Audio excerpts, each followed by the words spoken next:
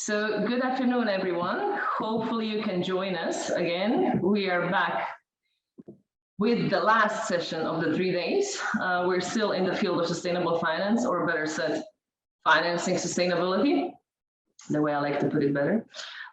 We're gonna start an excellent session of 4 participants. And we're gonna be debating a little bit about the notions that we already started to speak about in the morning. Okay, I just seen our first speaker actually join us. So we would have to give him permit. Give me 1 second. Okay, he's hidden.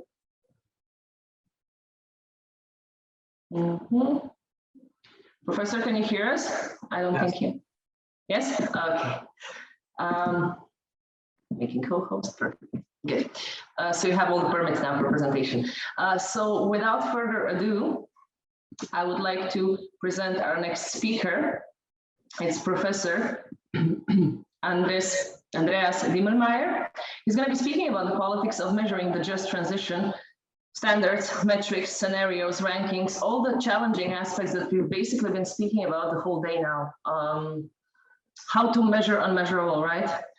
So hopefully you get some further insights and clues and maybe some new questions that we didn't explore yet through his presentation. So Professor, the floor is yours.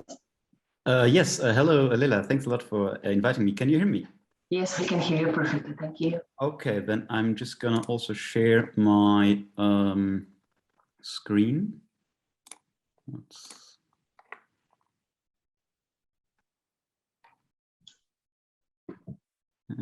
Here perhaps.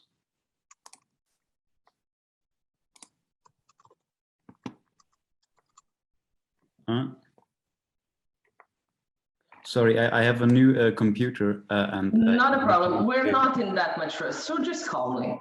Okay. I wish this would be in person, but unfortunately it was not. We couldn't arrange it, so we understand all these technological issues that we're facing, all of us. Yeah, if that doesn't work with that because I don't have the permissions, then Anna. I think you have it. I think I made you co-host. No, I mean, I might not have the permissions from my own system administrator. Oh, great. If you don't, not a problem. If it results in that, maybe you can then just share the slides with me through email and I will share your slides here if it comes to that. Okay, let me check. Now it should work. Okay. Perfect. Can you see it now? We can perfectly see it. If you put it in presentation mode, full screen, then we're super happy. Okay, perfect. Sorry for that. That is fine. The added problem. This is the Mac now, which I've never. Not a problem. You go on the bottom, on the right. Yeah, sir. Ah, yes, of course, yeah. Yes, and then it's easier. It's just a button. Yeah, like that is gonna work. Okay. Thank you very much. Sorry for the technical problems. So not a problem. Let me also thank you again for having me here. Introduce myself. I used to be a researcher at did my PhD on sustainable finance, or more on the kind of political economy questions, and how this became an issue from a network analysis discourse perspective. And the idea here that I want to convey, and now I'm a policy researcher at a think tank, which is FAPS, the Foundation for European Progressive Studies, which is kind of the umbrella organization of all the think tanks linked to the socialist and democratic parties in the European Parliament. So just that you know, there is a political angle to my current role, but what I'm going to present is mostly still stuff from my, which I'm still interested in working on, but which comes from my from the time when I was in academia. And what I want to kind of raise some questions here rather than present the finished paper. I mean, it's partly based on a paper which I'm under review, but I'm not going to tell you about this paper, which I can send you if you want, but it's more about questions. And I want to structure this presentation into three bits. One, kind of raising the question, okay, we talk a lot about how those measures are impactful, how we need to get them right, how the current state of the market might not deliver what is needed and the regulation, but which I agree to, but I would here always say this is a caution. This is not a from a political economy perspective, there are stakes involved and there is no one right solution. Different people on the table might have different priorities, may want to see different things through those metrics. And this is something we should be aware of when we come in from a regulatory perspective to privilege one over the other. And then I go a little bit after making this point, which you might agree or disagree with, and I'm looking forward to hear your opinions here. I go a little bit into the academic storyline and argue that coming from, if we talk about measures as socio-technical instruments or technologies, then the science and technology studies literature might give us a way to study this and to sort of give us a conceptual framework and a methodological toolkit that we can deploy to answer those questions. Where is the politics of such measurement technologies? And that's about the presentation. So here, just to give you a couple of the kind of the newspapery slides, why there is a political angle to this. So here you have the infamous alphabet soup, where you have a lot of people saying this needs to be standardized and we need to know what's really happening. But then also you have very recently in the European Commission that set itself certain scientific targets to develop the taxonomy, and then until it wasn't, so to speak, until from the political processes of the council, we had the expert group then was challenged over nuclear and gas and bioenergy, because there was it had to go through what is the council, so the voting procedure, and now we're going to have a special taxonomy on this, which kind of contradicts to a certain extent the parameter that they set themselves immediately when they on the inception date. And here you see very much the political fights going on.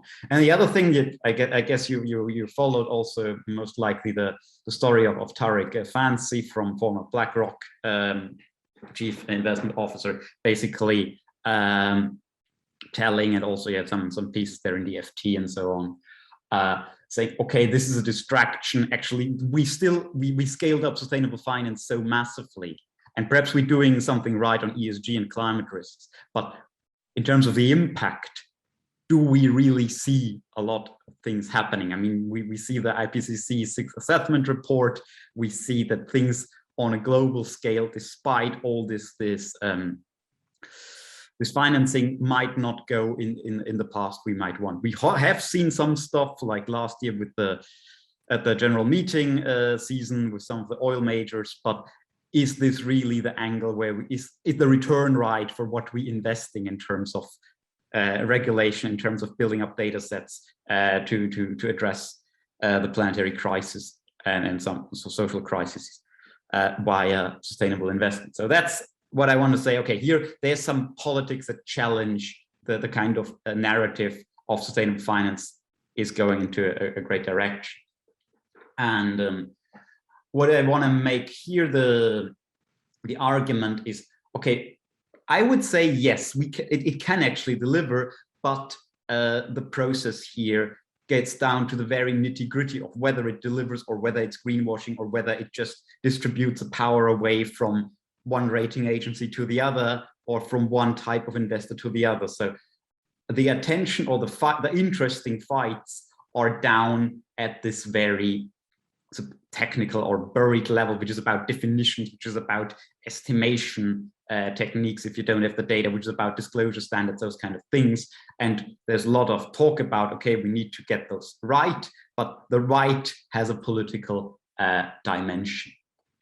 And for example, some of the political dimension you see here is in the EU, we have the single versus double materiality, where different interests might think this data is more useful than if it's like this, than if it's like that. You have, of course, the different emphasis. Should we look at the environmental? Should we look at the social as well? Should we, from my perspective now at this foundation, we look a lot at the just transition of this, because we kind of don't want to have this to be climate action or less access to finance or more expensive carbon related products or environmentally harmful products.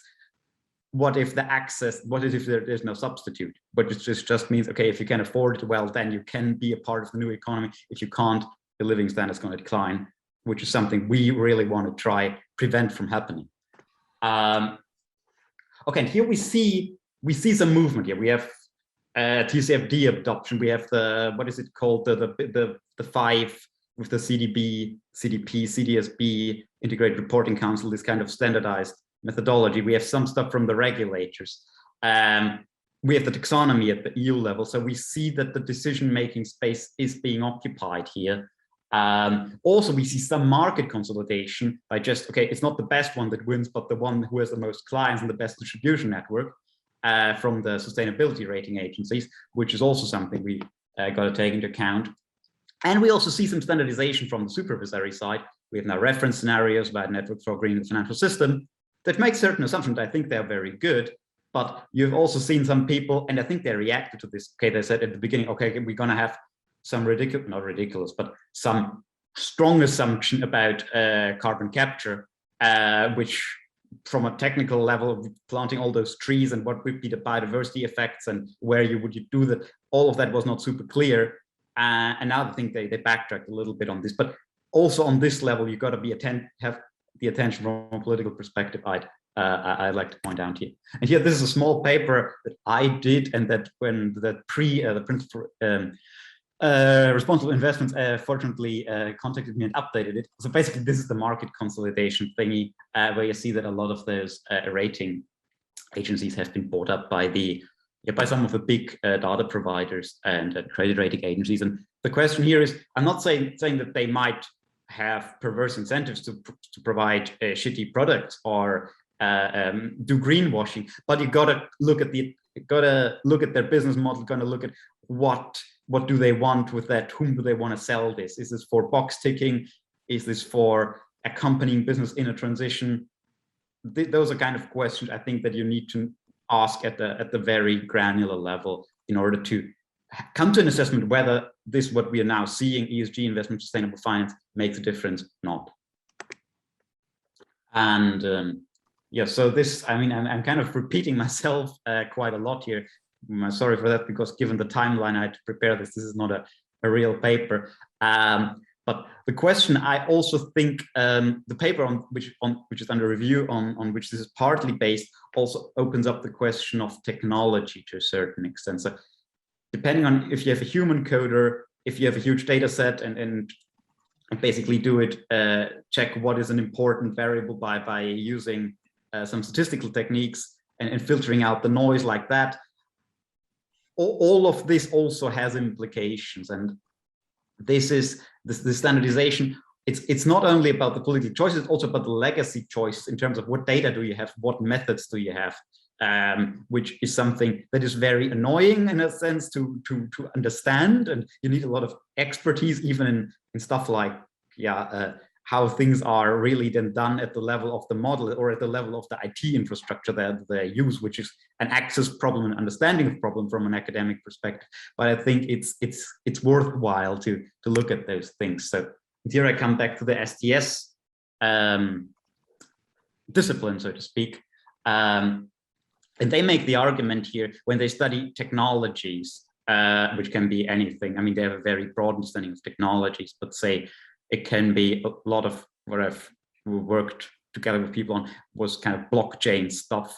And here's the stories. Okay, there's a decision time in the beginning to kind of hard code things, but this makes it biased. So it reflects certain understanding, certain priorities, certain questions, but not deterministic. So even with data or a model or whatever you have, definitions that were geared towards one priority, one interest, so making things more efficient or making things greener or generating more fees, whatever, you still can use that for different purposes. You can repurpose stuff, but it's harder. So because it is biased but not deterministic. I think that's a useful concept from this literature, because in the beginning, people would say, okay, you just have to look at who was at the table, and then it means, of course, then the interest of whomever did this is best served. But I think we moved away a little bit from there. And the way to study this here is a recent paper that I mentioned on this kind of blockchain thing,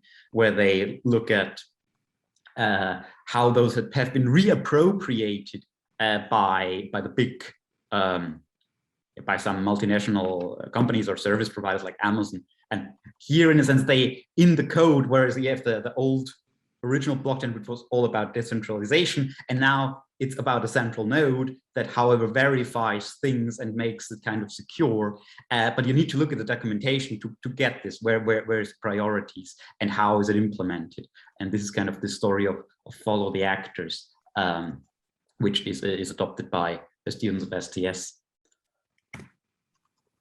And here, I mean, the way I would go about this, I mean, what I did in my PhD and then the stuff that I did then in the publication was really, I did a lot of network analysis and also a lot of ethnography, in the sense that, okay, you have documents, you know who published this, you can automatically retrieve cross citations or people that appear in multiple documents, and then just create some sort of either adjacency or affiliation matrix to then kind of map the connections graphically or statistically via network statistics, and then cluster them and do whatever you want with them. Even you can do inferential one if you have independent variables that you think influence the network.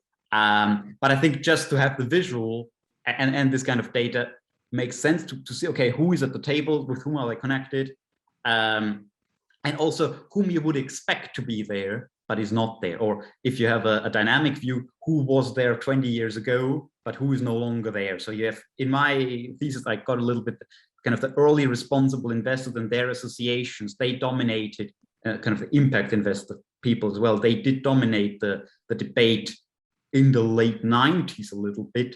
And now it's all about, I mean, I stopped my data collection 2018, but 2019. But now it was a lot about climate-related financial risk. It was a lot about institutional investors, and the other crowd that was there in the very beginning has become increasingly marginal. Also, you have very specialized NGOs, and then you have very critical NGOs, which are their own clusters. Often they do not understand each other very much.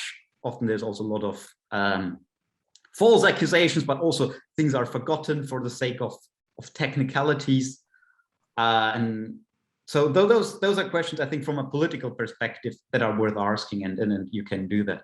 And the question that, I don't know, I guess you also might be familiar with the very critical work of Daniela Gabor in this regard, who sees this very much as a political struggle where the top, like the asset managers from the core capitalist countries are basically appropriating assets from the global south. I mean, it's a slightly Marxist understanding, you could say, but institutionally very well done. I think this is a little bit overblown in the sense that this kind of Wall Street consensus might be a little bit too holistic and do not complete justice to still a lot of chaos we have in this space, but we could be moving there. And if you look at the whole, I mean, some of the scandals and some of the non-happening impact, I'm also a little bit worried that we might get closer to this world that she is describing.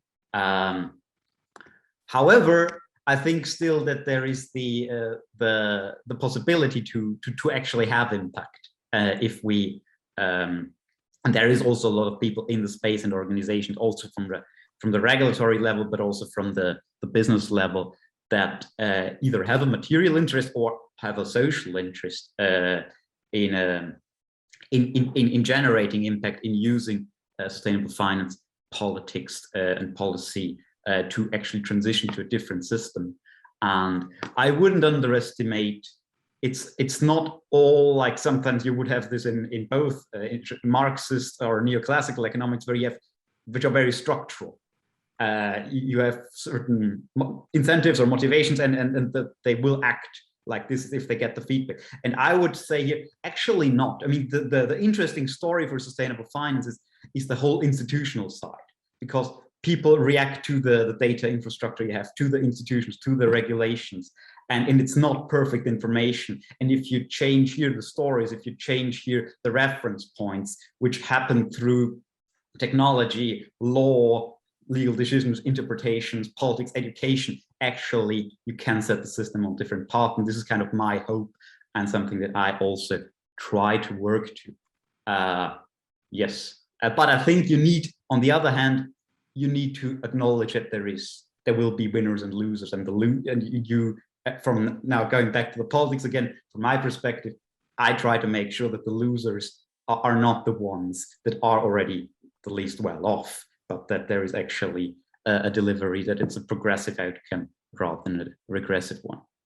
Okay, so I might not know how useful this was to you. It was a little bit confused presentation between politics and academia, but happy to hear your thoughts. I can stay with you until 2 o'clock. Then I have another meeting, but yeah, that would be it. Thank you very much for this interesting presentation. And yeah, we live in the post-COVID or in COVID world, right? So there are meetings all the time. We're just trying to rush from one to another. One thing that I find very interesting regarding your presentation is the fact that you apologize for having this intersection of politics and finance and the discussions and the decisions, but at the end of the day, that's what we're dealing with, right? So we cannot have a straightforward line right now of saying we know exactly what we need, we know exactly which kind of indicators we need, we know exactly what we need to do. It's kind of trying to find the right balance between the quantitative and qualitative, because there is no one without another here in the discussion on sustainability. Whether we're speaking about finance, competition law, consumer protection, you name it. It's the same game everywhere. And last year and this year, in the 6 days now of the conference, because it was 3 days last year, 3 days this year, the fields are so diverse, but the comments are very similar to yours. We can't go away into the old system of thinking and we're just going to attach new requirements and that's that. We have an issue right now. We need transition, but it needs to be smooth, it needs to be fair, it needs to be just, and it needs to be well balanced. So thank you very much. It's really very much in line with all the presenters of the 2 years of what we're trying to say. So please don't apologize for that. I wanted to ask now the audience, if you have a question, comment, something that you would like to discuss with Professor, that would be very, very, very nice. If we have something. Professor Strouk, please be my guest. Okay, thank you. Andreas, first of all, thank you very much for a very thoughtful, presentation, right? I have a couple of questions concerning, well, perhaps this might be thoughts or comments one way or another, right? Myself, I've been basically dealing with standardization of measures of institutional quality for a while, right? And I was actually very much calmed down when I see that basically in sustainability and finance-related literature, the same concerns arise. But what I really would like to ask you, right, is because, you know, especially in big data right now, we are using a lot of Bayesian analysis, right? To parse out, you also mentioned, you know, in the concluding thoughts, you know, how to extract the signal versus the noise from the data, right? And what we are observing recently, right, is that especially not only at the country level, but also at the firm level, there has been a consistent trend of data fabrication, right? For example, all of you are probably familiar with the noteworthy, right, and quite polemic doing business indicators, right? There, for example, we have found evidence that countries are deliberately lying on the data. So essentially, you know, they have convinced attorneys at law, all the practitioners, that contract enforcement regime in a country like Russia is the best in the world, right? I'm just giving an example. But basically, when we started applying Bayesian analysis, basically we figured out that there is an algorithm through Metropolis Hastings approach, which allows you basically to assess the true distribution, right, versus the distribution that's basically stated somewhere in the data, right? So I was wondering, do you believe, is there in sustainability indicators, right, before standardization, is there a lot of either partisan bias, right, or either any kind of other abnormalities, right, which cannot be explained by some fundamental variables, right? And of course, if this is the case, what would be the ideal, or in your view, a plausible approach to address this particular problem? And again, thank you very much for your presentation. I mean, that's I think I will not be able to answer this on the technical level because, but very interesting of what you're saying. I mean, I think the question, I think it's worthwhile to I mean, to explore it like this. But the question is always also to what you want to explain with it, in a sense. So what is you have a distribution, and it might be not reflecting the true value, but then if I understand you correctly, you relate this to some sort of true dependent variable that you want to explain with what you have.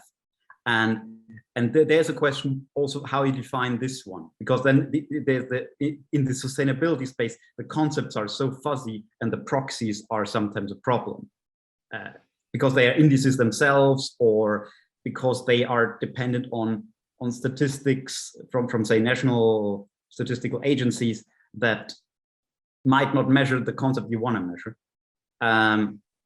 But I think, yeah, I mean, there's two stories here. One is what I tried to talk a little bit about, which is more about, okay, be aware of what you want to measure and how the indicator relates to the concept that you want to address. And the other thing is, okay, we know both, and then we still have people that manipulate those data points, and but then we know that, and then we can use those kind of techniques to find out the true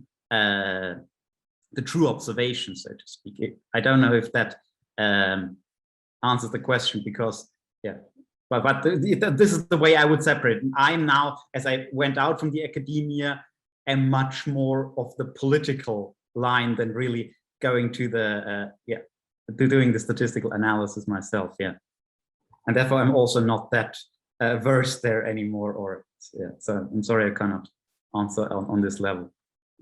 Thank you very much. Right. So if there are no further questions, then thank you very much, Andreas, for your presentation, and we will continue with the next one.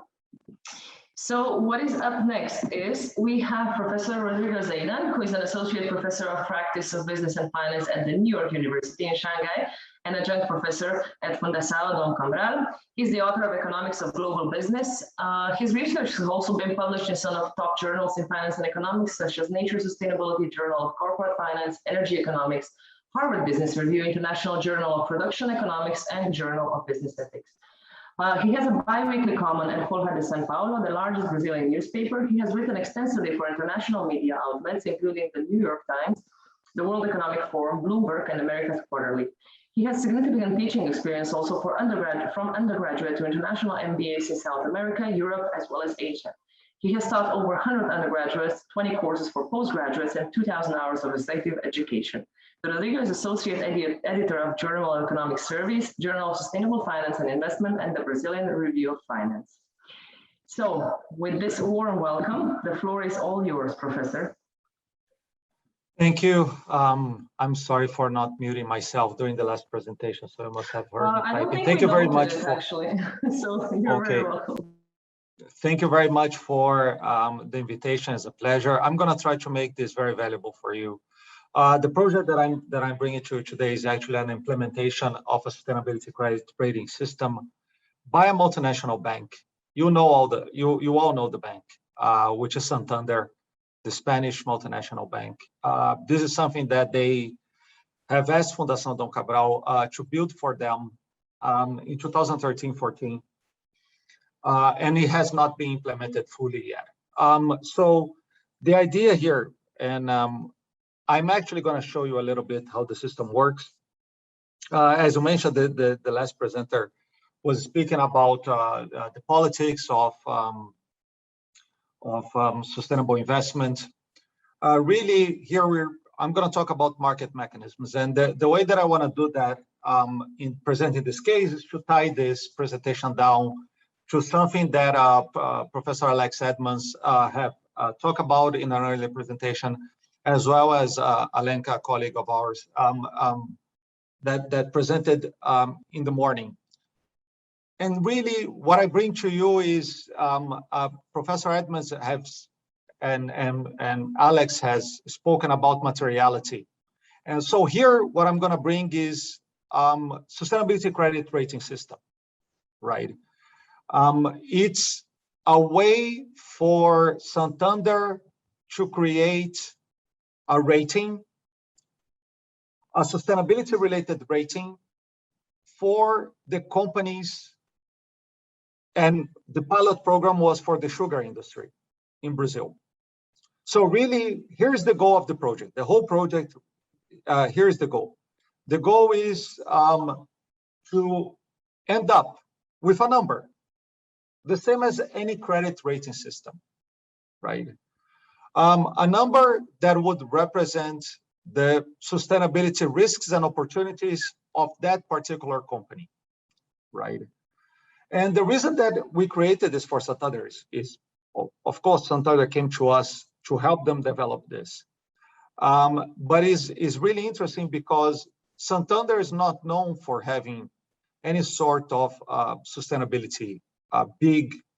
Again, I didn't sign an NDA or anything like that. I'm not breaching any sort of confidentiality by speaking about the bank. They bought the operations of ABN AMRO, which are a Dutch bank that had acquired the Brazilian bank and divested in the mid-2000s. And once Santander bought ABN AMRO, and ABN AMRO had a big sustainability department, they actually chose to keep the people of ABN AMRO. And the reasoning for that was very simple. Santander at the time didn't really have any type of sustainability people in their operations. And they instead of firing people that they didn't understand, they decided to keep these people and say, this is going to be our R&D department for climate change, sustainability, things like that. Inside the bank, they will work like any other sector. They're going to propose their projects. If they are successful, maybe we roll it out to the operations of the bank globally, maybe not. But again, it doesn't cost us much to have an innovative part of the bank inside Brazil, which is a place with many climate change, sustainability related issues. This department actually was able to direct the bank towards divesting from some areas in the Amazon because they couldn't track if their loans were dealing with deforestation. But again, what is the idea here? The idea here was to create a sustainability credit rating system. And the pilot was in the sugar industry. The reason for that is very simple. What I'm going to do now is I'm actually going to show you how the system works. I created something on Access just to simplify it and show people how the system works, right? And the methodology of the system is based on AHP, analytical hierarchy process, is a methodology that is used to build credit rating. Because this was designed for Santander, this was created with every possible incentive to be implementable for the bank. So the idea is that it cannot be a system that is too complicated. It cannot be a system that is too costly to maintain. It cannot be a system that is not robust. So this is not created by academics for academics, or this is not proposed as a big solution. No, this is a product developed for a bank, right? And it's now being developed as a standalone product by another company, and I'm helping them do that. So to really show it to you, let me more or less show how this works. What is the access? Because it's going to be really interesting here, right? Now, what is the goal of the system? We want to create a rating, and the idea was that Santander at the time had 20,000 sugar-related companies, sugar, ethanol, sugarcane farmers in their portfolios, right? They are lending them, like they are credit, they are a commercial bank. Okay, and the idea behind this system was that the account managers of these companies, they know a lot about these companies, right? They visit these companies, They meet with the owners.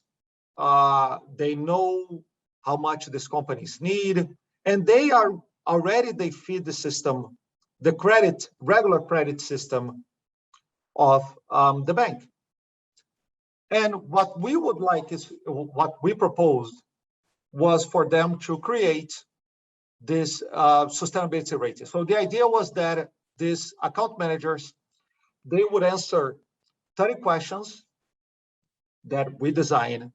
And the idea is that these questions was relational to each other. So the idea was that, and that's why it's the hierarchical process. Some items are more important than others. So in this example, there are going to be 6 dimensions. Each dimension, there will be 5 questions. That's why the number 30.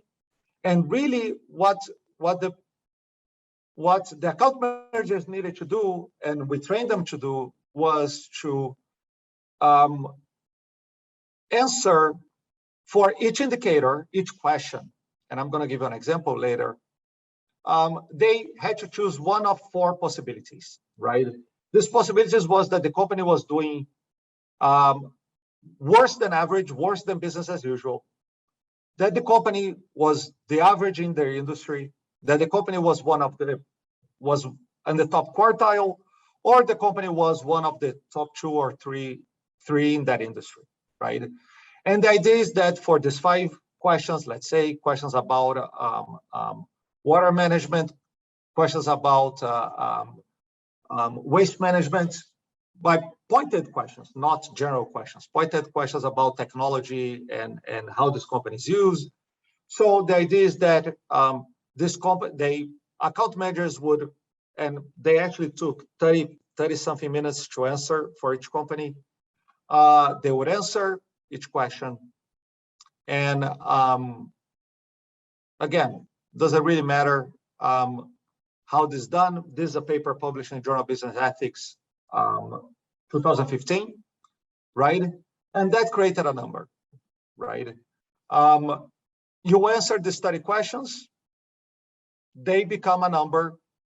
You calculate the final rating, and you have a final rating, right? This rating is higher than that number because it's normalized, and environmental protection has a higher importance in the final rating than some other. So again, this is a basic rating. This would allow the bank to attach a rating regarding non-financial performance of the companies. And here we're not talking about large companies. We're talking about farmers. We're talking about sugar manufacturers. And this model goes beyond ESG, right? And the reason for that is that ESG is negative screening, right? Negative screening doesn't work in the context of a commercial bank. And the reason is very simple.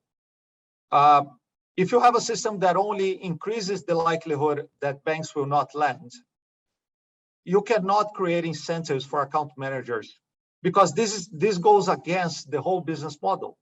Account managers want to lend more because that's how the bank makes money. So ESG by itself, if it's only looking at risks, it cannot really be integrated into commercial operations, right? Maybe it works for portfolio managers, but it doesn't really work for the commercial side of a large bank. Now, so let's go back to the presentation. We chose the sugar industry because, again, we're talking about 2.35% of GDP in Brazil, industry value added 42 billion. So all the reasons are there, right? This is the model. This is what we created for the bank.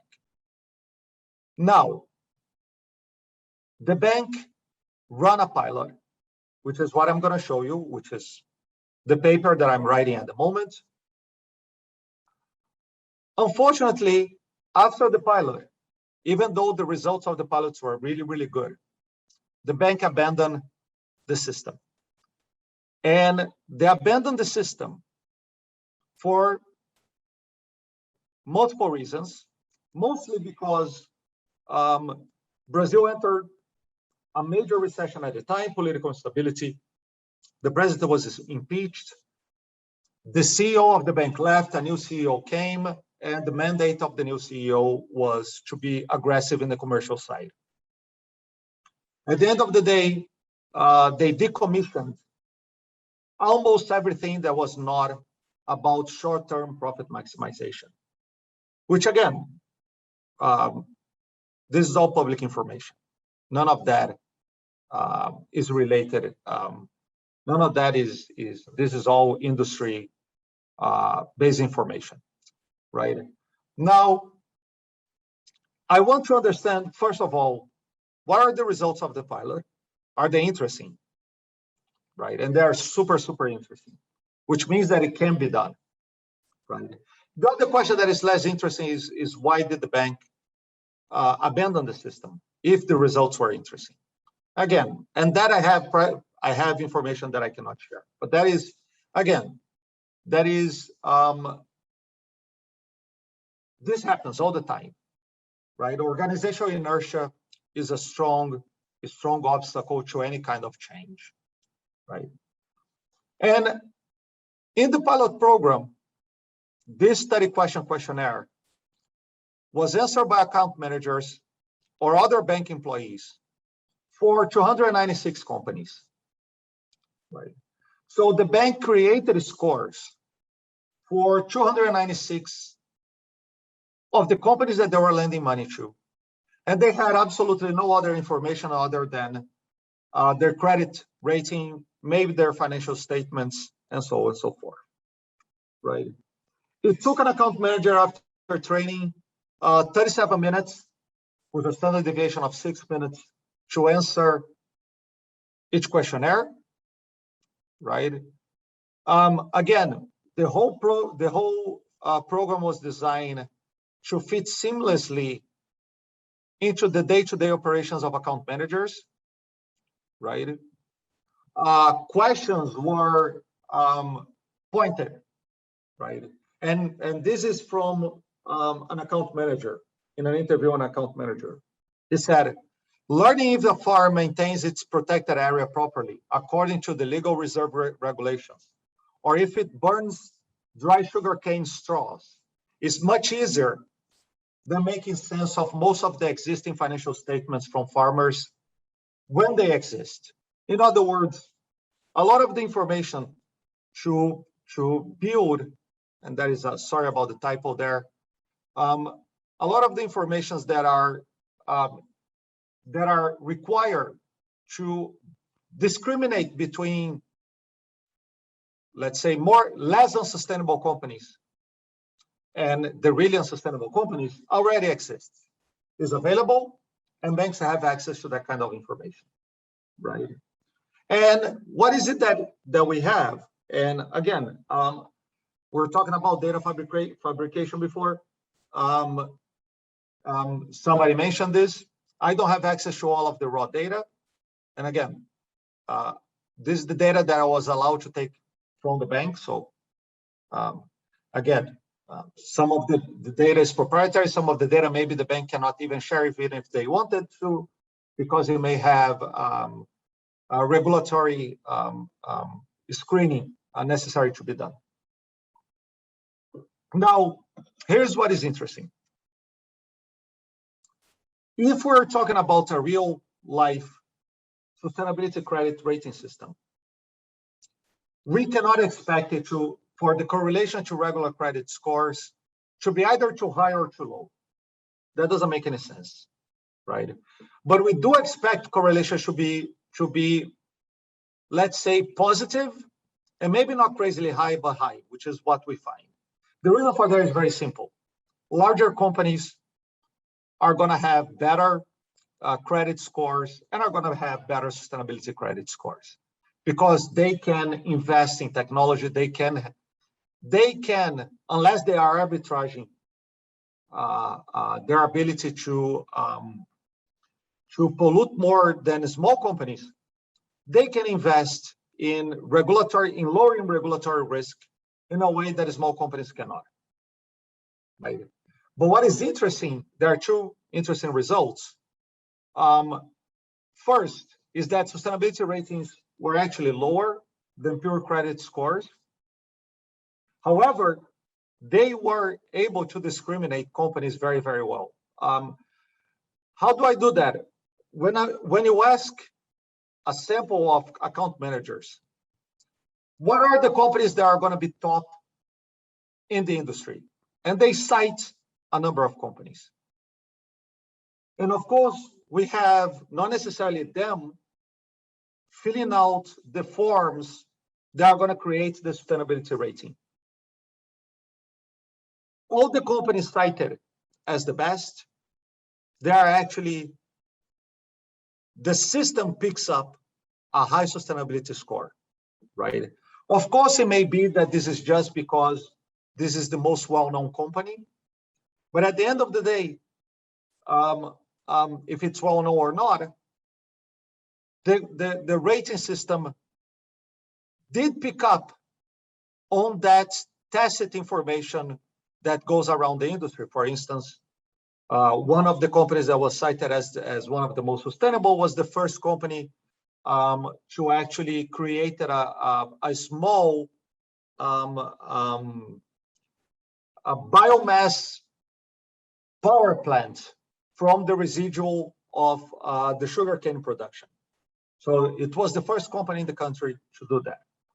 And that company was picked up as having a much higher sustainability score than other companies, right?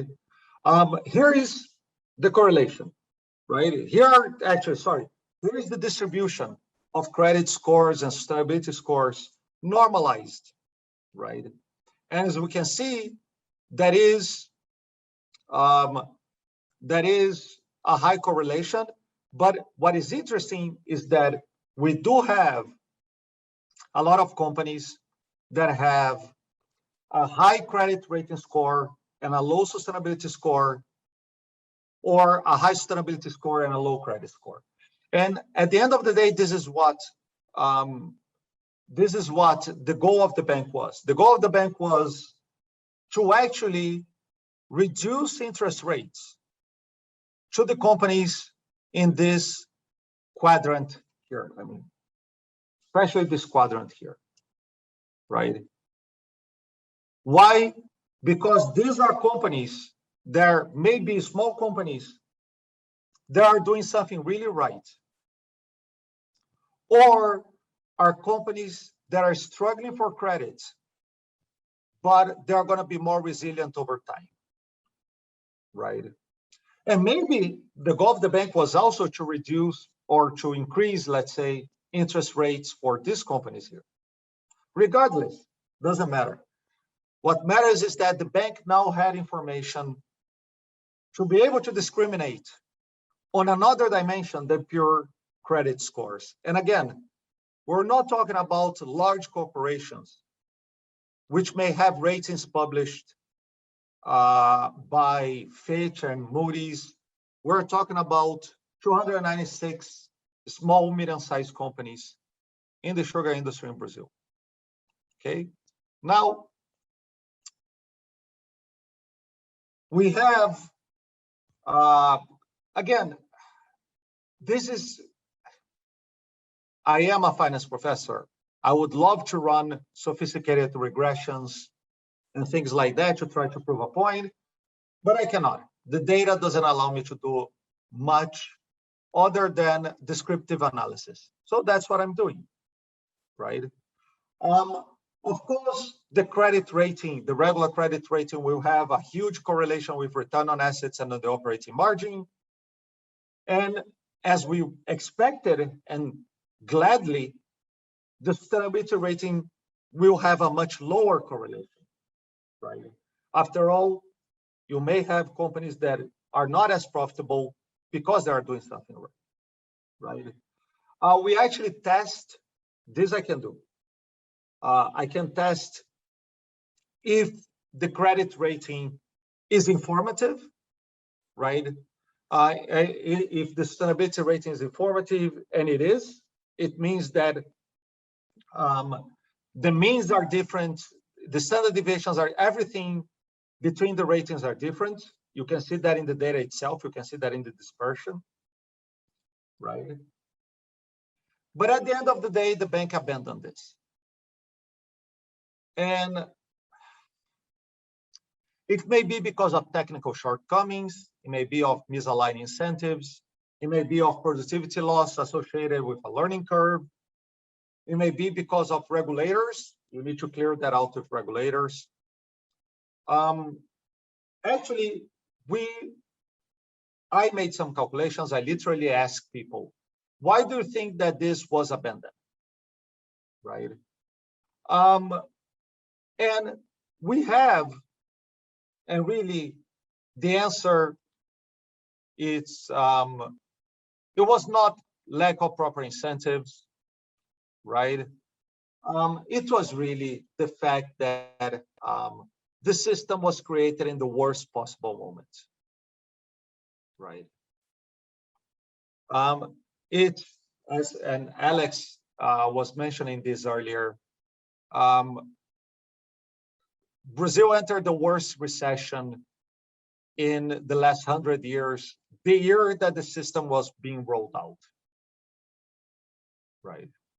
So, in fact, executives said this would really, like, regulators would love this, right? But the bank chose to focus on other things. Some 15% only thought that the system was not well designed. More or less the same number said that it's lack of financial incentives, which means that if my bonus is not tied to making the system work, I have no incentive to making the system work. But again, this is all, like, this is a system that is supposed to get better as it is built. So none of these are the main barriers, right? Again, the system has potential to the point that I'm now working with another company to build that for, and what the company wants to do is to build that and sell those ratings publicly, which may work, but I believe that having a bank change their lending decisions based on sustainability ratings is the way to go. Why? Because this would create a positive feedback loop. Potentially, companies, as they do for credit ratings, they would have an incentive to improve. Even if the improvement was just to be able to get a better credit score, at the end of the day, companies would have to improve, because you cannot fake a biomass energy plant. You either have it or you don't, right? If that is what's going to give you a credit rating, if for instance, I'm going to give you a practical example. A lot of farmers in Brazil is still, what they do is they burn the leaves of sugarcane, right? Because they had no value, right? So it's a huge biomass. They don't have a scale, so they were burning it. We now have a law that says that they have 5 or 6 years to transition to stop burning leaves. But again, it's very simple. One of the questions was, is the company burning leaves from sugarcane? Or is the company using that to produce energy? And you have, like, the company is the same as other companies. The company is worse, the company is better, the company is best. So it's relatively simple to train account managers to answer this. We were able to. The information created was interesting. The credit scores were different, right? Which is something that is really, really interesting, because maybe you would have account managers answering everything the same. Of course, on a pilot project, this doesn't happen, right? But it's something that might have happened, but it didn't. Again, we have the dispersion here. This already is very interesting information. This can improve the decision-making of banks, but unfortunately, I still need to work in convincing other banks, and I'm also in talking with JP Morgan to try to develop something for them. The model is not proprietary. Again, I published this as an academic paper, so everybody can copy it. It's not a problem. You can copy it if you want. You can bring it to Europe, to regulators in Europe. I'm trying to bring this to China as well. Okay. As Lela mentioned, this is my book. It's the first macroeconomics textbook to incorporate sustainability and climate change in the regular model. These are my email, my website, my Twitter, because I think we're in 2021. And we can, I would rather link to other people on Twitter than LinkedIn. You can find me on Twitter. Again, thank you very much for your time, your attention. Thank you for the invitation. It's a pleasure, an honor. And send your papers, if you are an academic, send your papers to the Journal of Sustainable Finance and Investment. We're always looking for interesting, practical, game-changing papers. That is the goal of the journal, after all. Okay. Thank you very much. Thank you very much for your excellent presentation. Thank you for giving us quite some answers and quite some new questions. I will open the floor immediately because I see eager participants trying to ask questions, and then I will make my comments. This was extremely enlightening, and I would like to discuss at the end of the things, two little things with you. So I've seen Professor Sprook have his hand raised. Go ahead, Professor Sprook. Okay. Well, thank you very much. Rodrigo, thank you for an excellent presentation, right? A very vivid one, right? Generally, I have a couple of comments and one question, right? So first of all, I really like basically the approach you have undertaken, you know, in the buildup of the sustainability matrix, right? And you have mentioned basically that your approach here mainly hinges on, you know, the type of descriptive statistics, right? And I was just wondering, because the problem, of course, with sustainability indicators, right, is that not that basically sustainability indicators would be ill-built or flawed, or I don't know, would have a high proportion of noise relative to the signal, right? But a major problem, for example, that I have encountered basically over the last 1 or 2 years, right, is that even though the descriptive statistics might not be a disadvantage, right, per se, but that on the other hand, I do wonder whether you have considered applying, let's say, not so much descriptive, right, but the techniques based on the latent variables. For example, instead of building, I don't know, an index which arbitrarily attaches weights to, I don't know, certain indicators and then computes the aggregate one, I was wondering if you were thinking of applying, let's say, principal component analysis or factor analysis, where basically you can extract the latent component, right, and seek the maximum variation out of it, right? Because essentially, I mean, this is what in the old days psychologists and even more recently statisticians are kind of referring to, right? And just basically as a suggestion, right, do you think that sustainability indicators, right, and this was also one of the recent topics that was quite hotly debated, right? Do you think sustainability indicators should also be subject to a peer review? And I'm not talking about an academic peer review, but let's say a peer review inside the bank, or basically the bank can outsource peer review to some, I don't know, external service, right, to revalidate it. Because, and of course, there might be a trade-off, because I mean, the demand for such indicators is quick, you know, it needs to be delivered on time, right? And peer review entails some time. So just wondering, I mean, what are your thoughts about this, right? And if basically, if these issues, or basically these challenges, better to say, right, were considered in your approach. And again, thank you very much for the presentation. So PCA, I've worked with PCA before. It's not the case. Here, I'm not trying to create a sustainability indicator from publicly available data. A principal component analysis will try to pick up noise and signal from data that you have. Here, we are creating data. The data is inside the account manager's brain. We are trying to extract that information and create a rating. Now, in the case of peer review, we don't need this, because in the same way that a bank doesn't peer review their credit rating system, it's very simple. The system the system must, is a condition for the survival of the system, that the system is improved over time. Why? Because you're going to lend money based on that.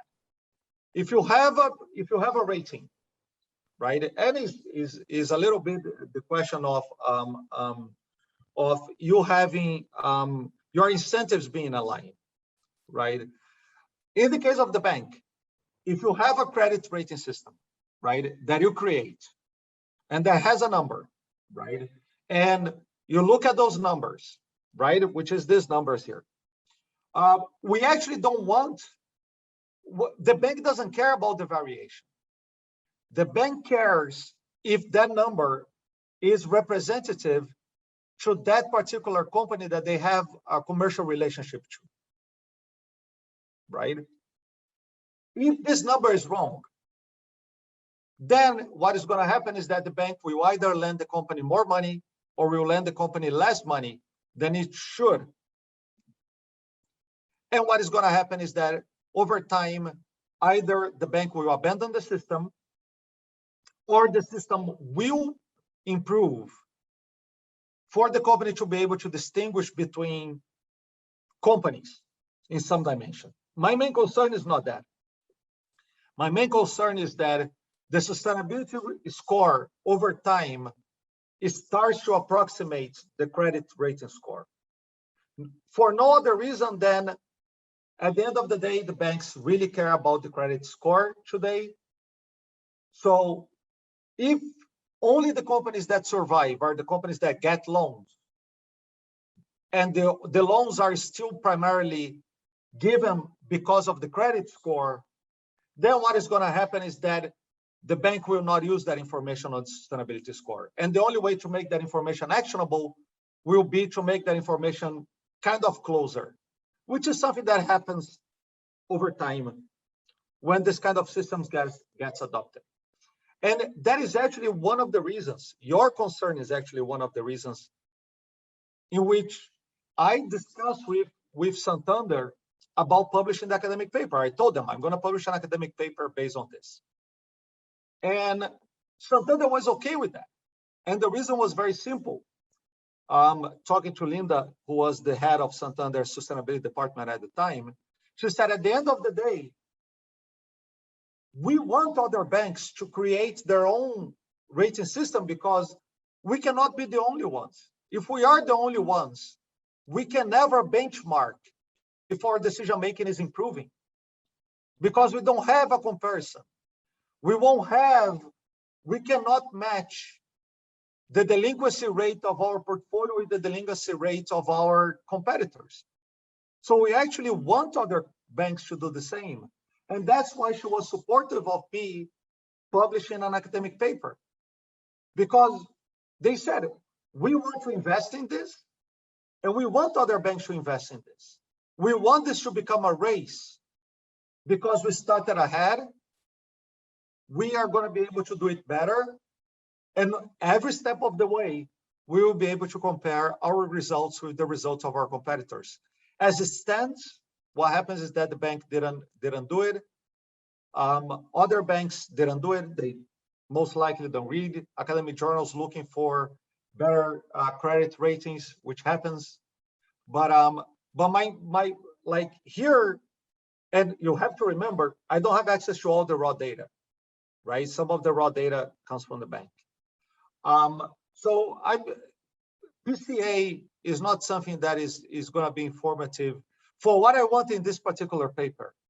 But you're right, if I'm trying to make sure, but I would need data over time. I would need repetitions of the credit rating score to check if, as you mentioned, I'm extracting noise from these ratings that are being created. My point is that it's promising, but it needs repetition. It's not a panacea unless banks really do it and start making decisions based on it. But thank you very much. It's a very good set of comments and questions. Thank you. Thank you very much, Professor. Thank you, Professor Stroop, for the question. I would just like to close this part with two little remarks because we're running slightly late. when you were speaking about the fact of the bank not taking over, not carrying out until the end of the project, I was immediately drawn to your words that, of course, there's recession and there was pandemics in between. So when we're speaking about sustainability transition, that really didn't help us much. While it can be an opportunity for a clean break and creation of new systems, that absolutely didn't help us finishing the work that has started to be done before the pandemics, right? And as regards the attitude of the banks, it's very similar in the corporate sector. There's nothing new in this world. We don't need to do it yet. So for us right now, it's an expenditure that we don't know if we kind of need. So that's the general, unfortunately, despite the fact that I'm very optimistic, but like one of my colleagues said, I'm optimistic with experience, right? That is still the general attitude right now. It's not there yet. So a lot of times there's a backlash and a pushback due to those things. So thank you very much, Professor Zeidan. This was very enjoyable. Now we're continuing with the last two presentations. I can't believe it, we're almost there, of this year's conference. And right now we'll be hosting Laurent Babikian, who is the Director of Capital Markets at the CDP Europe. He started his career in 1991 when he was working with Bank in the Swiss for 10 years.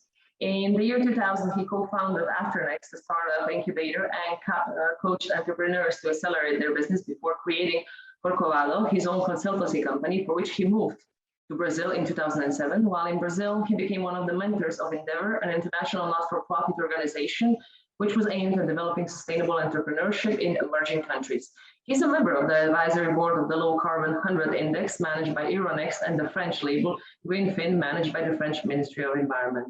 He graduated from IESE Business School in Barcelona, holding an executive MBA in general management. He also holds a master's in finance from the University of Paris, Dauphine. He's a strong proponent of responsible capitalism to build forward better. So, dear Laurent, the floor is all yours.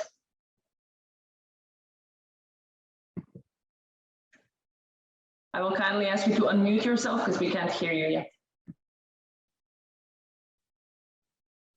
Thank you. Can you hear me? Yeah, maybe one part of an answer to what was said before, you know, there is now a development, it's not the topic I'm going to discuss, but there is a huge development of the sustainability linked loans on the market, which is increasing by more than 2 digits a year. And you have many banks pooling together in consortium to lend money to a company, and they put as a condition some KPIs they all agree on, and KPIs in terms of mainly carbon mitigation, and so they need to take a rating. It's not the rating of one or another. It can be a mix, or it can be a rating for an external agency, or it can be the CDP score, which are the raw data. We are providing the raw data to the market. So the CDP score is the main entrant at the beginning, and then you have all MSCI and all those guys are adding stuff on those scores, and very often in black boxes. What we are doing is absolutely transparent. So the CDP score measures the environmental performance of a company. It's not linked to a financial analysis or financial risk. It's a pure environmental performance. So it can be used in sustainability, and it is starting to be used as well as the science-based target, emission reduction target.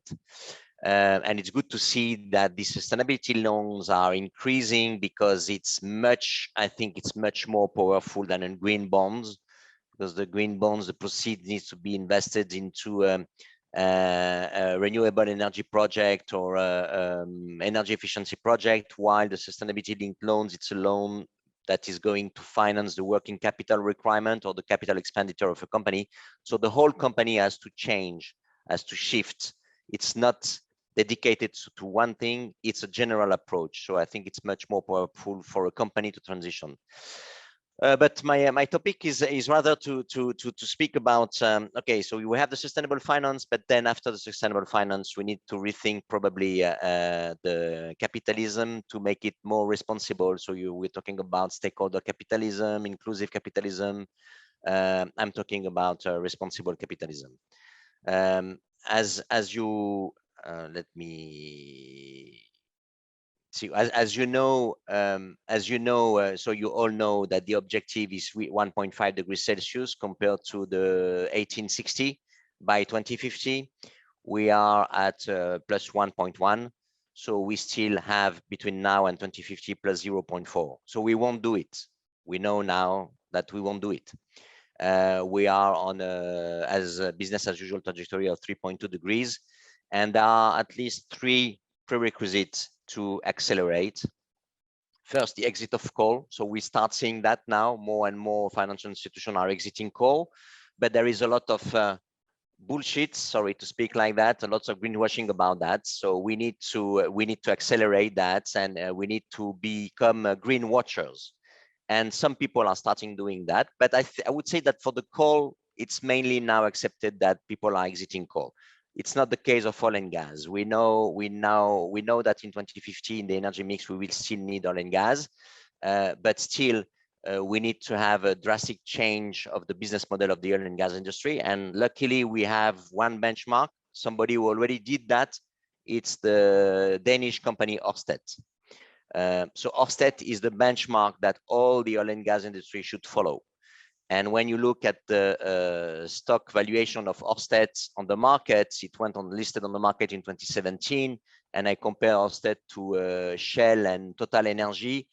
You see that there is a general tendency, a low pattern for the oil and gas industry, and Ørsted is at the top. Even if there was a green bubble, then it came back, but it started growing up again.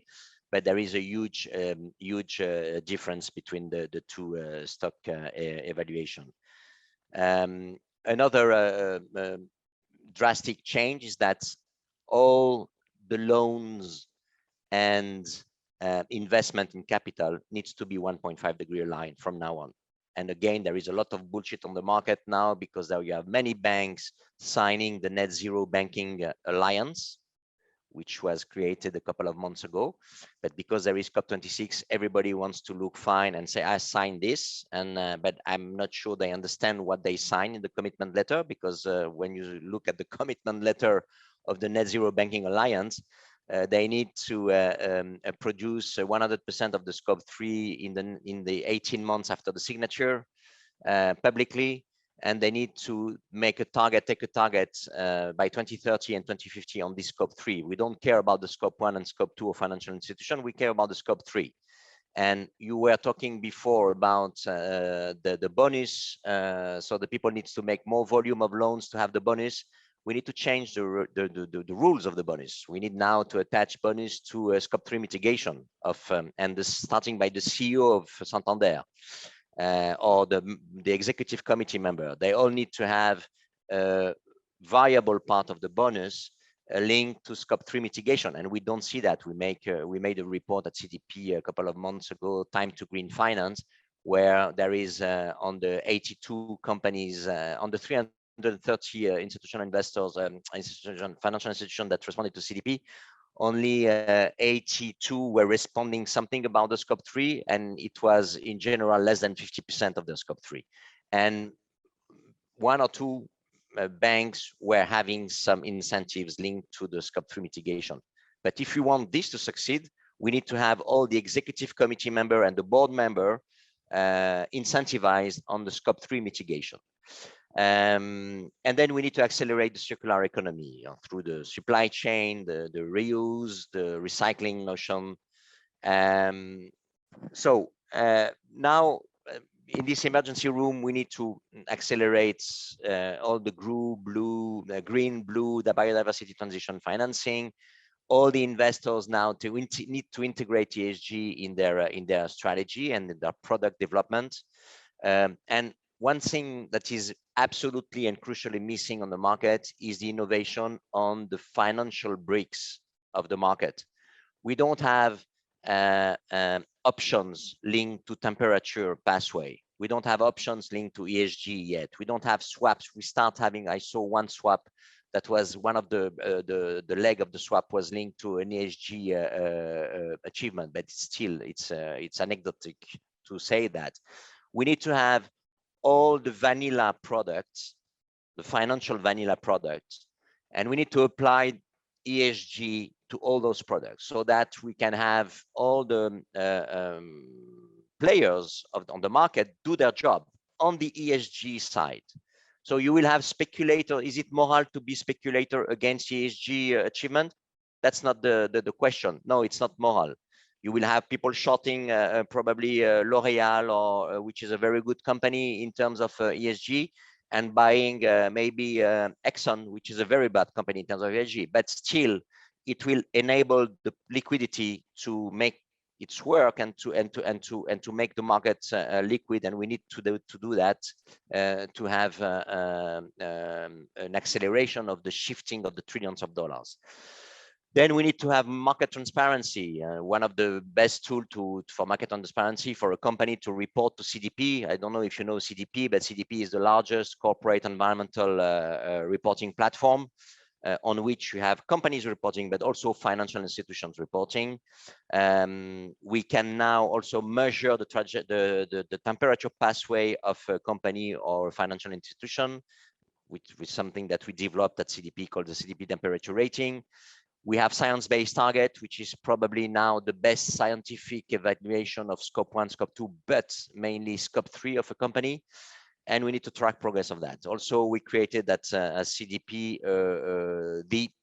to my knowledge, the only environmental rating of fund, not ESG rating, environmental rating of fund, that is free to access. You have the website here, and we're scoring 20,000 funds, so you can invest your own money and choose the best scored fund, which are represented by 5 leaves. 1 leaf is not a good score. 5 leaves is scored at where the fund clearly started transitioning to a low carbon economy, water resilient economy, and deforestation free economy. We take those 3 notions in the calculation of the rating of the fund: climate change, water security, and deforestation. So I invite you to go and have a look at Climatrix.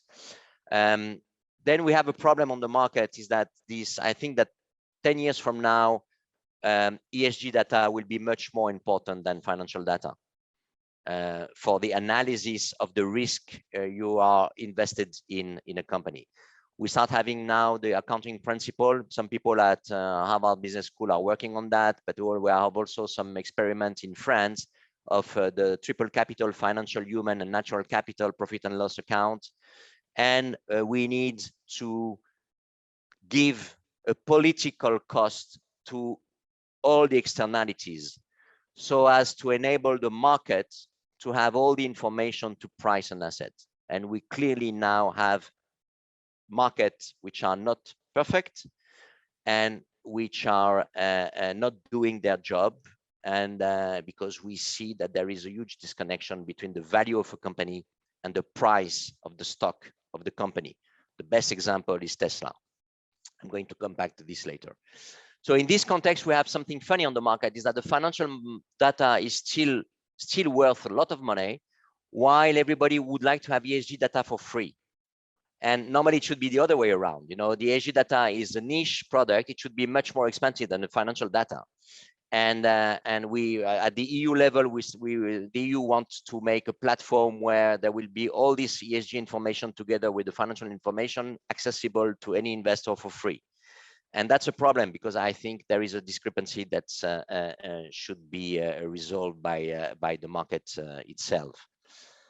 So I'm not here to convince you that now ESG outperforms clearly the crowd. We have an index representing that well. We sell our data to Stocks. Stocks is the index provider in Germany belonging to Deutsche Börse. Stocks made an index of the best core company at CDP. So the best core company at CDP in climate change. I'm not talking about water and forest here. In climate change is the A list. The company will receive A. In 2020, I think there were 270 companies out of a couple of thousands of companies receiving an A. So this index, the Stocks Global Climate Change Leaders, systematically outperform the Stocks 1800. The Stocks 1800 is made of the 1800 largest companies in the world, and there is a clear outperformance of this index every year. It's something like by 5% per year for the last 7 or 8 years. But again, so sustainable finance is good. It answers the question how is the world going to feed 10 billion people by 2050 with limited natural resources? That's good. We need to do that, and we need to do some of the things that we were discussing since the beginning of this session, and some of the things that I just showed you. But it doesn't answer the question how you share the cake, how you share the value created by the nations, and that's a problem, because we are in a severe crisis that will last, even if the figures that don't show that because of the huge money printing that we had and the allowances for unemployment that were paid. We will see this a bit more over time, but then the system clearly shows now its limits. The first thing that I would like to mention here is an excellent study made by McKinsey, and McKinsey made a study that's saying that the millennials today is probably the first generation that will have a standard of living lower than the one of their parents. So I invite you to check this study. It's an excellent study. Then you know that, I mean, you're a teacher, you're academics, you're teacher, so you know that you won't discover anything. The world made a minus 4.5% GDP in 2020. And at the end of 2020, and I think I haven't checked that again. I don't know if it's now the highest historic high of all the total market capitalization in the world. But I took this in February 2021. And in February 2021, the total market capitalization of the world was reaching something like 110 trillion. Okay. And in 2020, we make minus 4.5%. So clearly there is a disconnection between the reality, and this is one of the problems that we have, is that we have a clear disconnection because the reality of the world and the beautiful world of the future that is promising a lot of cash flow and profits and reflected in these surrealistic valuations, but that does not take into account at all the cost of nature. All the economic theory is based on the fact that nature is free, and nature is not free, at least anymore. We need to reinvent the macroeconomics, and we need to invent the economics, some of the economics, because we just can't explain in terms of macroeconomic what's going on in the world. Interest negative rate, inflation close to zero, money printing like crazy that doesn't go into GDP, but that goes on the stock market. We just can't explain that, and because we don't have the right indicators to reflect the reality of the economy, starting by the GDP. You know, the GDP needs to grow in nominal figures, but is it sustainable? Should we take into consideration now in GDP some minus stuff? So you have the production times the price, but maybe we should deduct the cost of nature to have the real GDP. Maybe we are in a negative GDP growth now if we take the cost of nature. So we need to rethink that. I mean, it's on you guys. We need to rethink a lot of the economic indicators. Another one is the inflation. The inflation is wrongly calculated today. What are we waiting to change the inflation? So that's and then we have a market cap. Another striking example is that Apple is worth now. I checked yesterday, 2.5 trillion on the stock market, #1 capitalization. It's bigger than the Italian GDP.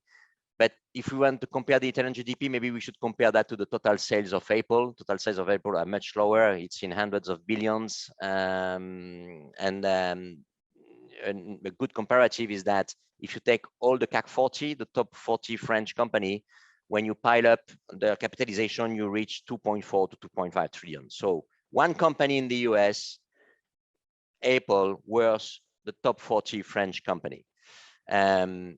We have explanation for that. It's a monopolistic situation, and there was the COVID accelerating that, and there is all this influx of money, which is absolutely insane. So this graphic, I think it's interesting. It shows the top 8 companies in terms of market valuation in 2050, and the one back in 2005. So you see that in 2005, you have a mix of different sectors: General Electric, ExxonMobil, Microsoft, a bank. But now in 2020, the top 8, except Saudi Aramco, but that's a mistake in the listing, but it's like this: 1% of the capital is on the markets. Except Saudi Aramco, you only have tech companies, US and Chinese. So we see now clearly the war between US and China on this front. But that's a very interesting graphic. And then one of the things that I wanted to emphasize is Tesla. So Tesla, between the 1st of January 2020 and the 31st of December 2020, was multiplied by 7. The financial forecast were the same in the future. Nothing has changed, but then the stock price was multiplied by 7. So we now know why. We know that it's because of this massive money creation, something like between 9 to 10 trillions that was created ex nihilo from central bank to try to solve the system. And so they say that hopefully they did that, because if they hadn't done that, the situation would be worse. Yes, maybe, but not in that range. They bought the deficits, the extra deficit of COVID. If I take the example of the ECB holds 25% of the sovereign European debt. So they bought the excess of debt that was issued to finance the fact that we pay allowance for the people who are not working, but we don't want to give, we want to help them. And so we pay them some unemployment allowances. That was financed by the central bank, and with the monetary, the multiplication effects. So they owe 25%, and then you know that when you put one in the system, it becomes 9 to 10 at the end of over the time. So probably they should have bought less, because we see now that this money did not go into GDP. There is no inflation, and the monetary theory, I mean, to me, doesn't work anymore. We need to change, reinvent it. It doesn't work anymore. So we don't have inflation. We have an excess of cash. So we have a casino, and then it goes into Tesla.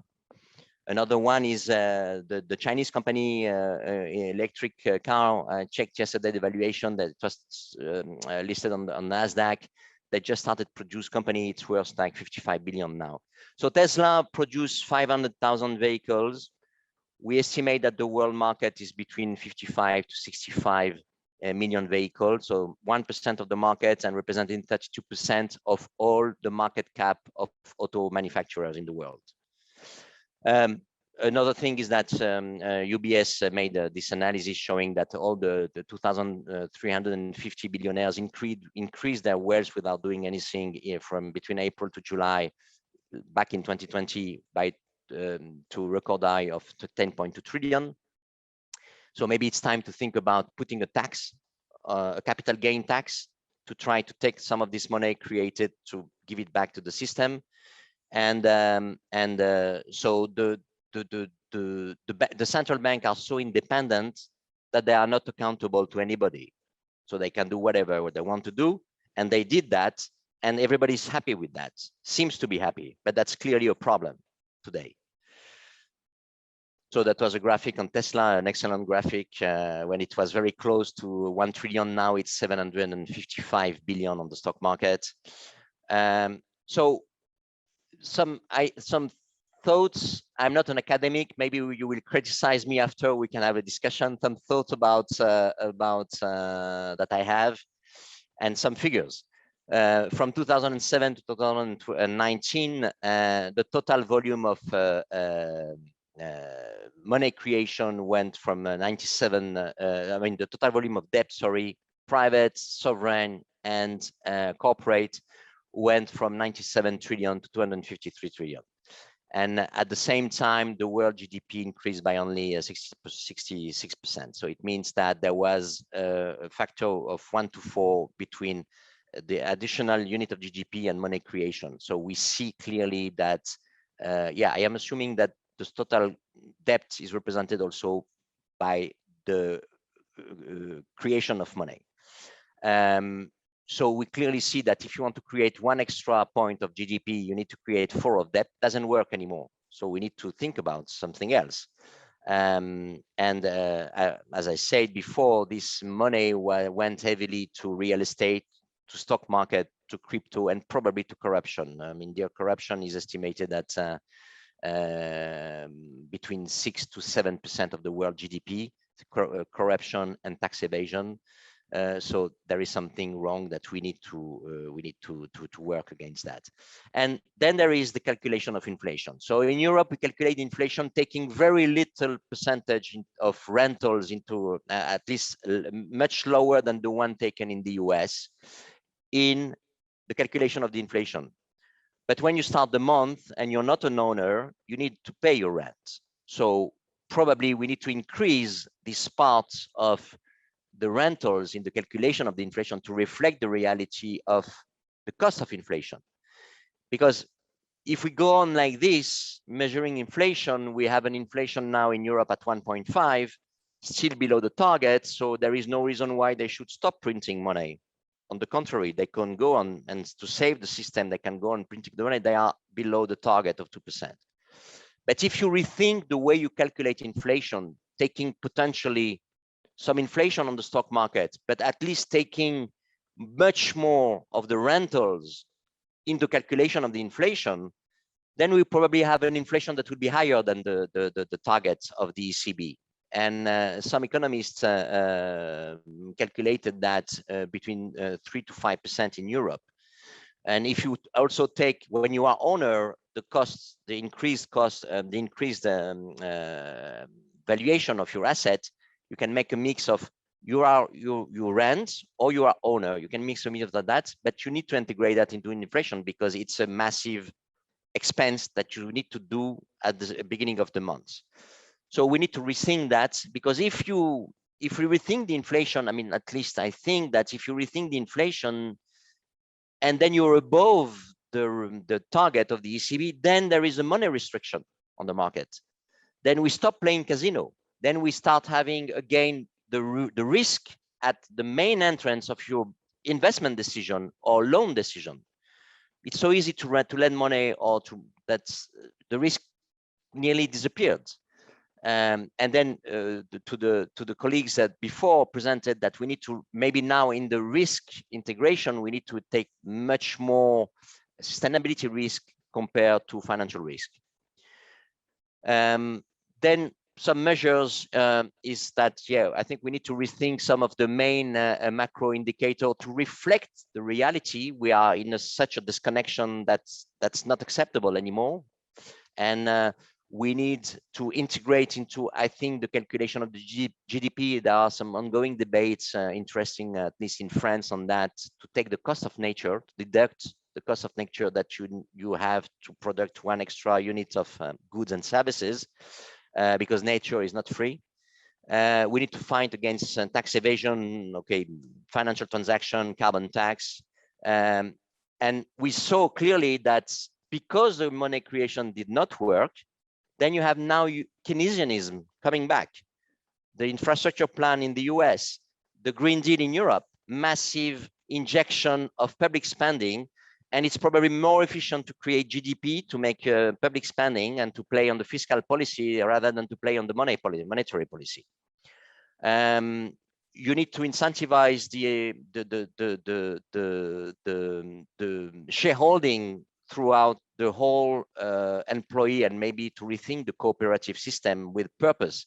We see in France lots of debate now, and you have more and more companies now committing into their status.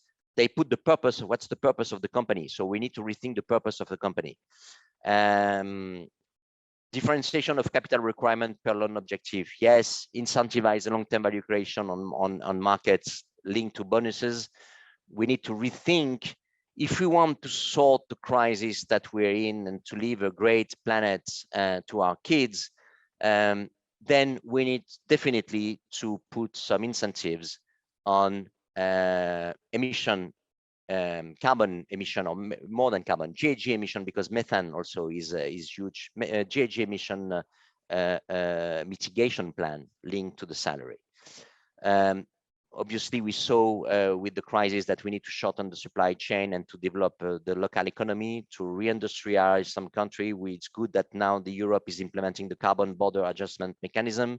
It will be probably much more efficient than the carbon price on the market. EU ETS, which we have a €60 carbon price, which is probably very low, much too low. There was a very good studies made by Campen Asset Management showing that they applied a $75 carbon tax and a $150 carbon tax to all listed companies, to their scope 1, scope 2, and scope 3.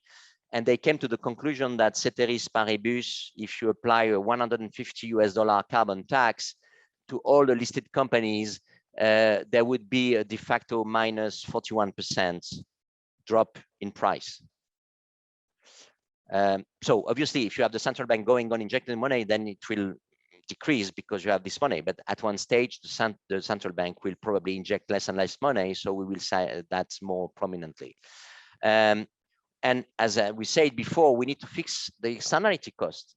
To be able to calculate a discounted cash flow model, a good stock price on the market, you need to have the carbon tax, you need to have a water tax, you need to have a biodiversity tax, pollution tax, so that you can apply that to the numerator or to the EBIT of the company, and then run your simulation.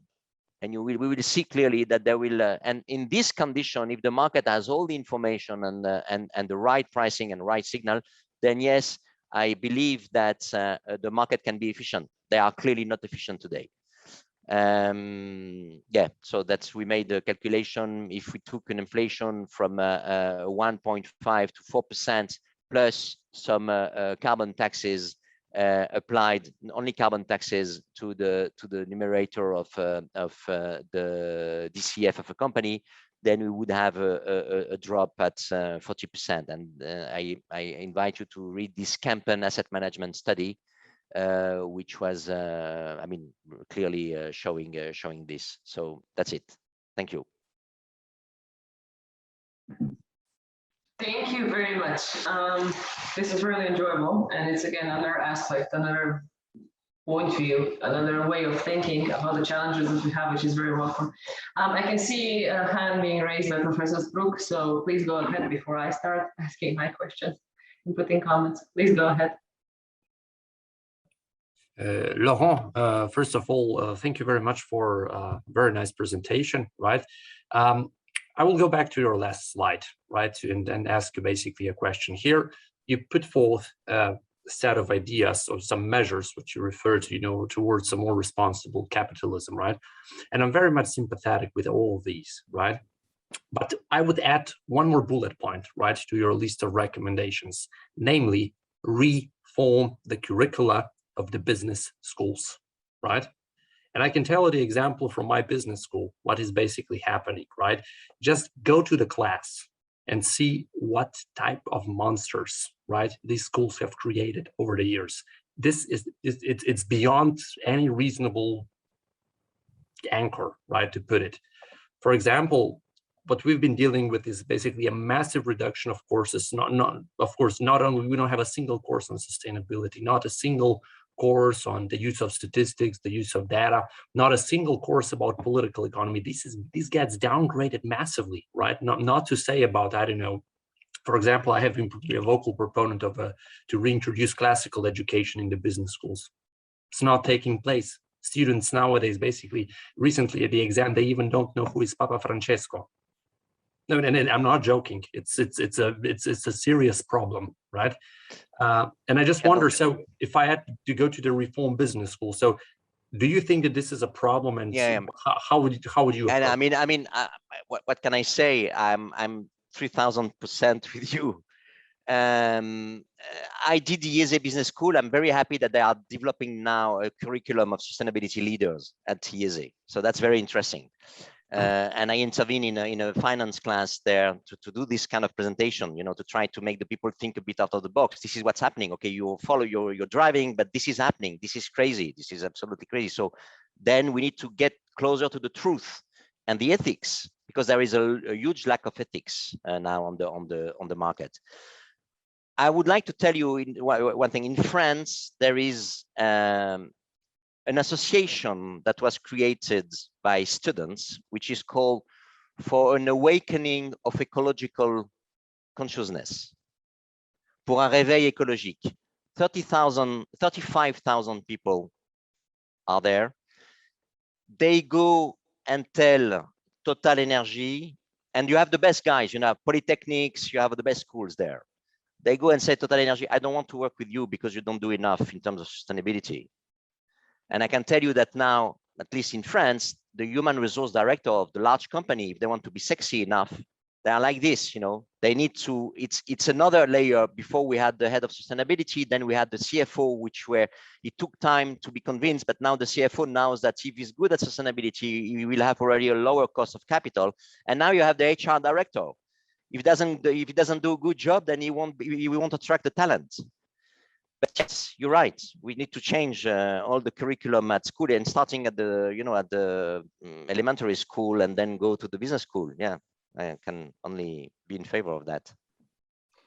We had a whole day last year devoted to this topic of the change, specifically in higher education, but we didn't focus just on business schools. We focused more broadly on higher education and the challenges we found in there. And there's quite a lot of parallels that we can take in terms of the corporate changes that need to happen and the entrenchment of the practices as it is, and the limiting legislation that might be, and in the higher education too. So the ECTS system is not helping either, because if you want to transform a course, you need an approval of so many in between agencies, from the national to international level, honestly, to the EU level, that it's very easy to give up, even if your intentions are pure and you do have the motivation. It is very easy to give up and say, okay, maybe this is just not possible. So you're coming for a very, very similar point. Thank you very much, Laurent. Thank you once again to Business Brook also for your questions. Thank you for inviting me. Thank you for coming. It was a great pleasure. Now we're kind of at the end. So we have our closing speech, actually, that I'm very delighted to present to you.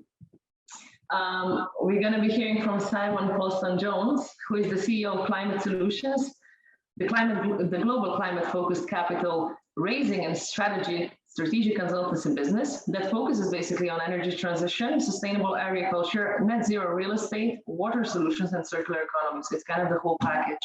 Simon was the founder of Woken Up, the social media platform for the UN Sustainable Development Goals. He's the chair of the Joint Trade Association Group and CEO head of Europe of the International Trade Association for the Futures, Options, and Centrally Cleared Derivatives Markets. Prior to that, Simon actually has had a 50-year career as a derivatives and structured finance lawyer. And today, he is here to talk about his transition and about his contribution right now with his new venture. And I'm really excited to have you here. So he will be closing actually the conference with this. So please, Simon, the floor is all yours. We're glad to have you here. Thank you very much. And thank you to the last speaker for a really excellent presentation. Lots of really interesting data and perspectives in there, particularly the focus on inequality and also the focus on listed public markets and the disconnects there. I'm going to be talking less about ESG and less about public markets, and I'm going to be talking more about impact investment and private markets. So the topic that I'm talking about are the challenges of scaling up climate capital markets, which I could rephrase as saying, in the absence of sufficient political leadership, can financial markets successfully tackle the climate crisis? And assuming that they can, what are the challenges to actually successfully doing so? What's getting in the way? So I'm going to talk about regulatory policy a lot. I'm going to talk a little bit about moats and the challenges of conflicting regulation. I'm going to talk a little bit about voluntary carbon credit markets, and at the end, a little bit about digital assets. And then, having said it's all very difficult, I'm then going to end on a positive note. So, as you said, my background in 2008, I was an expert in the financial product that caused the 2008 financial crisis. I was one of a team of 5 lawyers within Barclays Investment Bank that specialized in cash CDOs. So I've seen a crisis before, during, and after, and I spent 2009 to 2019 then more as a regulatory specialist and a trade association CEO, where I was lobbying for and at times against the avalanche of regulation that came out of the 2008 financial crisis. So what I'm really focused on now that I'm in the world of climate solutions, and as you said, my new business looks to help clients with solutions to the climate crisis raise capital from institutional investors. What can we learn from the financial crisis and how policymakers dealt with the financial crisis? And can we carry that across into the climate crisis? Where are we going right? Where are we going wrong? So a bit of a reminder of the history. Back in 2009, in September 2009, in Pittsburgh, USA, the G20 got together. They were in the immediacy of the financial crisis, and they stated a number of things in the communique for that G20 meeting, what needs to be done in order to make our markets safer. And as part of that, they mandated more exchange trading and central clearing of derivatives. And with that single starting point, they then mandated on the one hand the FSB and on the other hand CPMI ASCO to go create the more detailed proposals around how to take that central clearing mandate into action. And then once the FSB and CPMI ASCO had finished their work, then in the US, the CFTC, in Europe, the European Commission, Parliament, Council, and around the world, then further implemented the proposals of CPMI ASCO, going all the way back to that initial G20 commitment. So there was a single common starting point. And what that enabled was the establishment of equivalence as a regulatory concept, where the regulators in one jurisdiction defer to the rules of regulators in another jurisdiction, in the context in particular of cross-border transactions where the two parties are in different jurisdictions.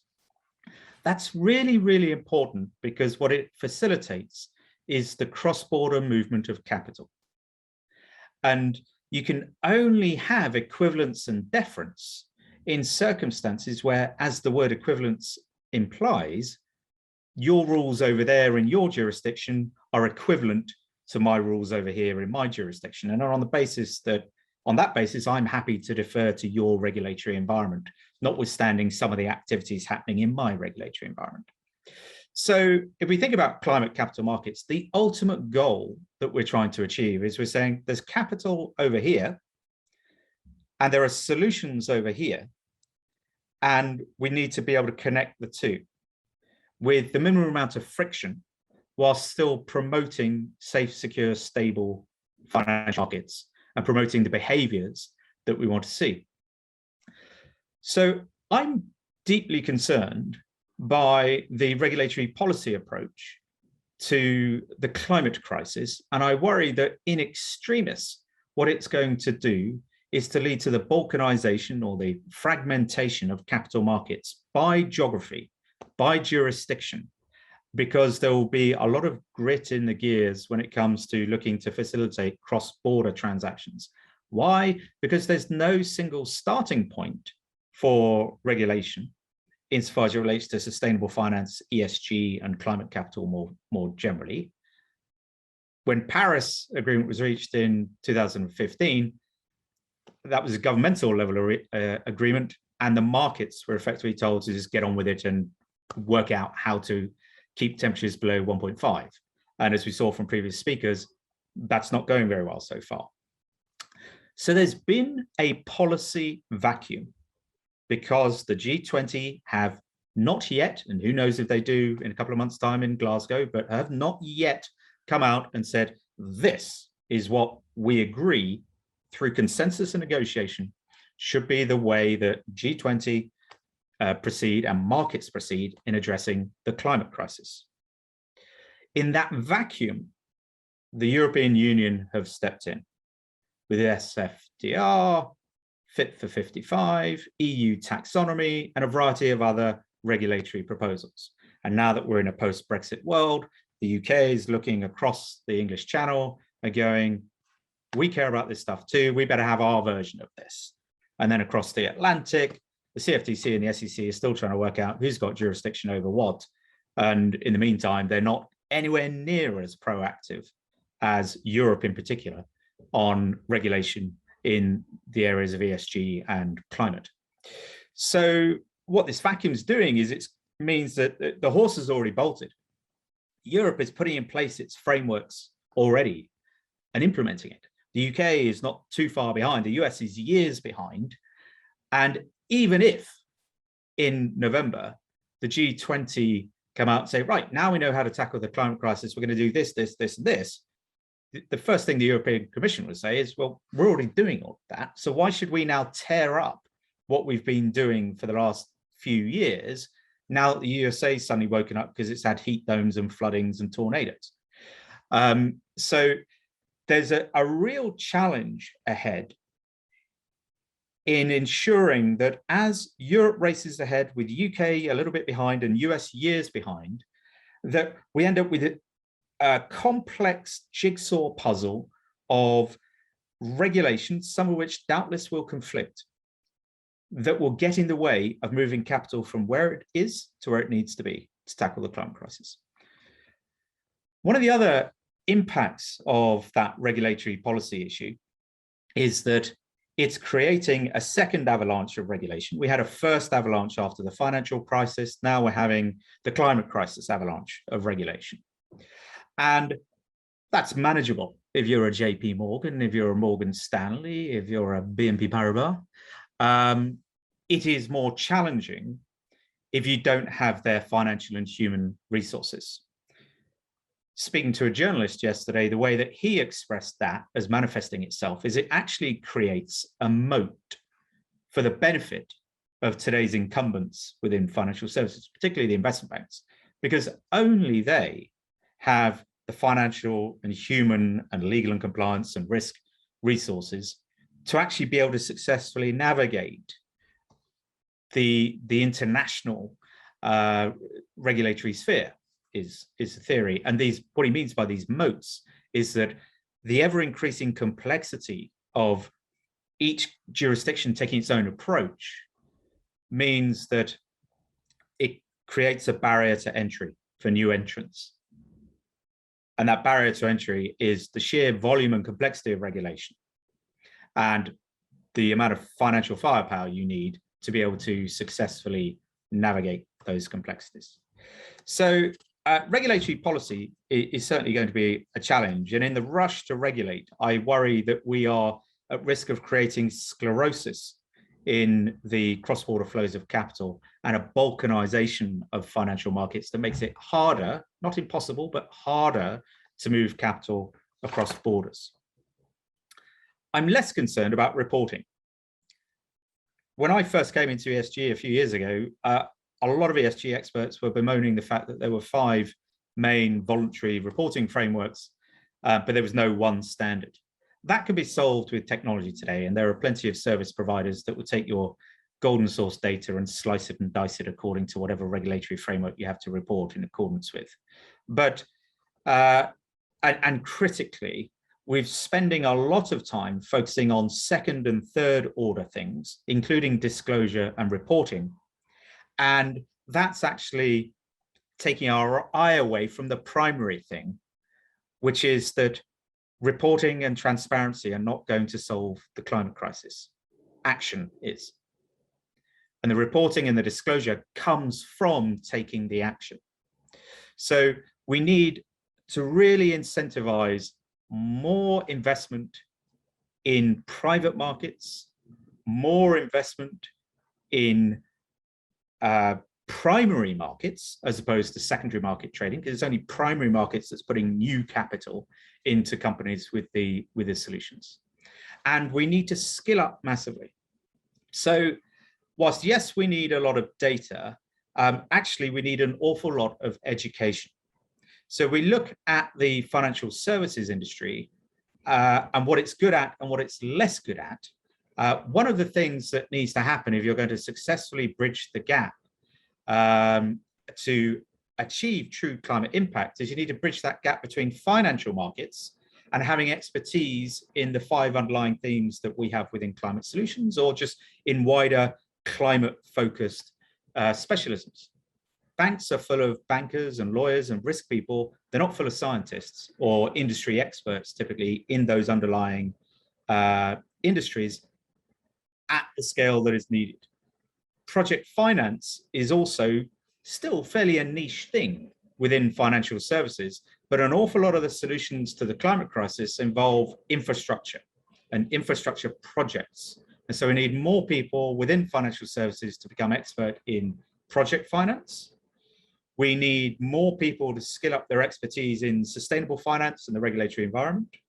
We need more people to have expertise in private markets. And it was interesting reading today how the returns of VCs and private equity firms are significantly outperforming the returns of those that are playing in the secondary markets, in the public markets. Another challenge is sheer access to those companies that have the solutions: origination, arranging, distribution. With UBS observing that just to decarbonize the energy sector by 2050, it'll take $140 trillion of capex. Where's that money going to come from? And who's going to invest in those projects? So whilst JP Morgan have committed $2.5 trillion in the next 10 years to invest and lend in climate change solutions, and Bank of America and Merrill Lynch have committed $1 trillion, Goldman $750 billion, and Citi $250 billion, where are they going to find the deal flow in that volume? And that's just the four of them. Where are their clients going to find the deal flow?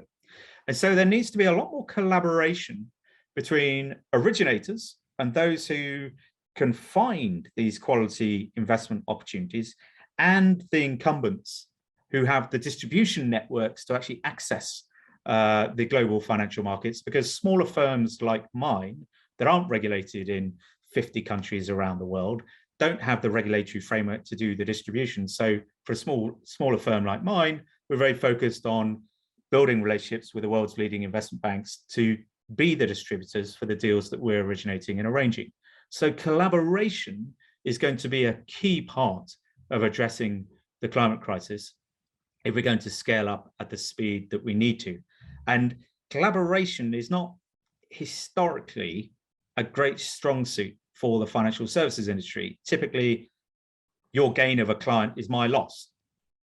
And what I'm starting to see is an improvement in the mentality and the approach and the behaviors, where we and our peers would rather take a given percentage of success fees for a deal and that deal actually get executed, rather than have 100% of nothing that doesn't get executed. So collaboration is going to be absolutely key.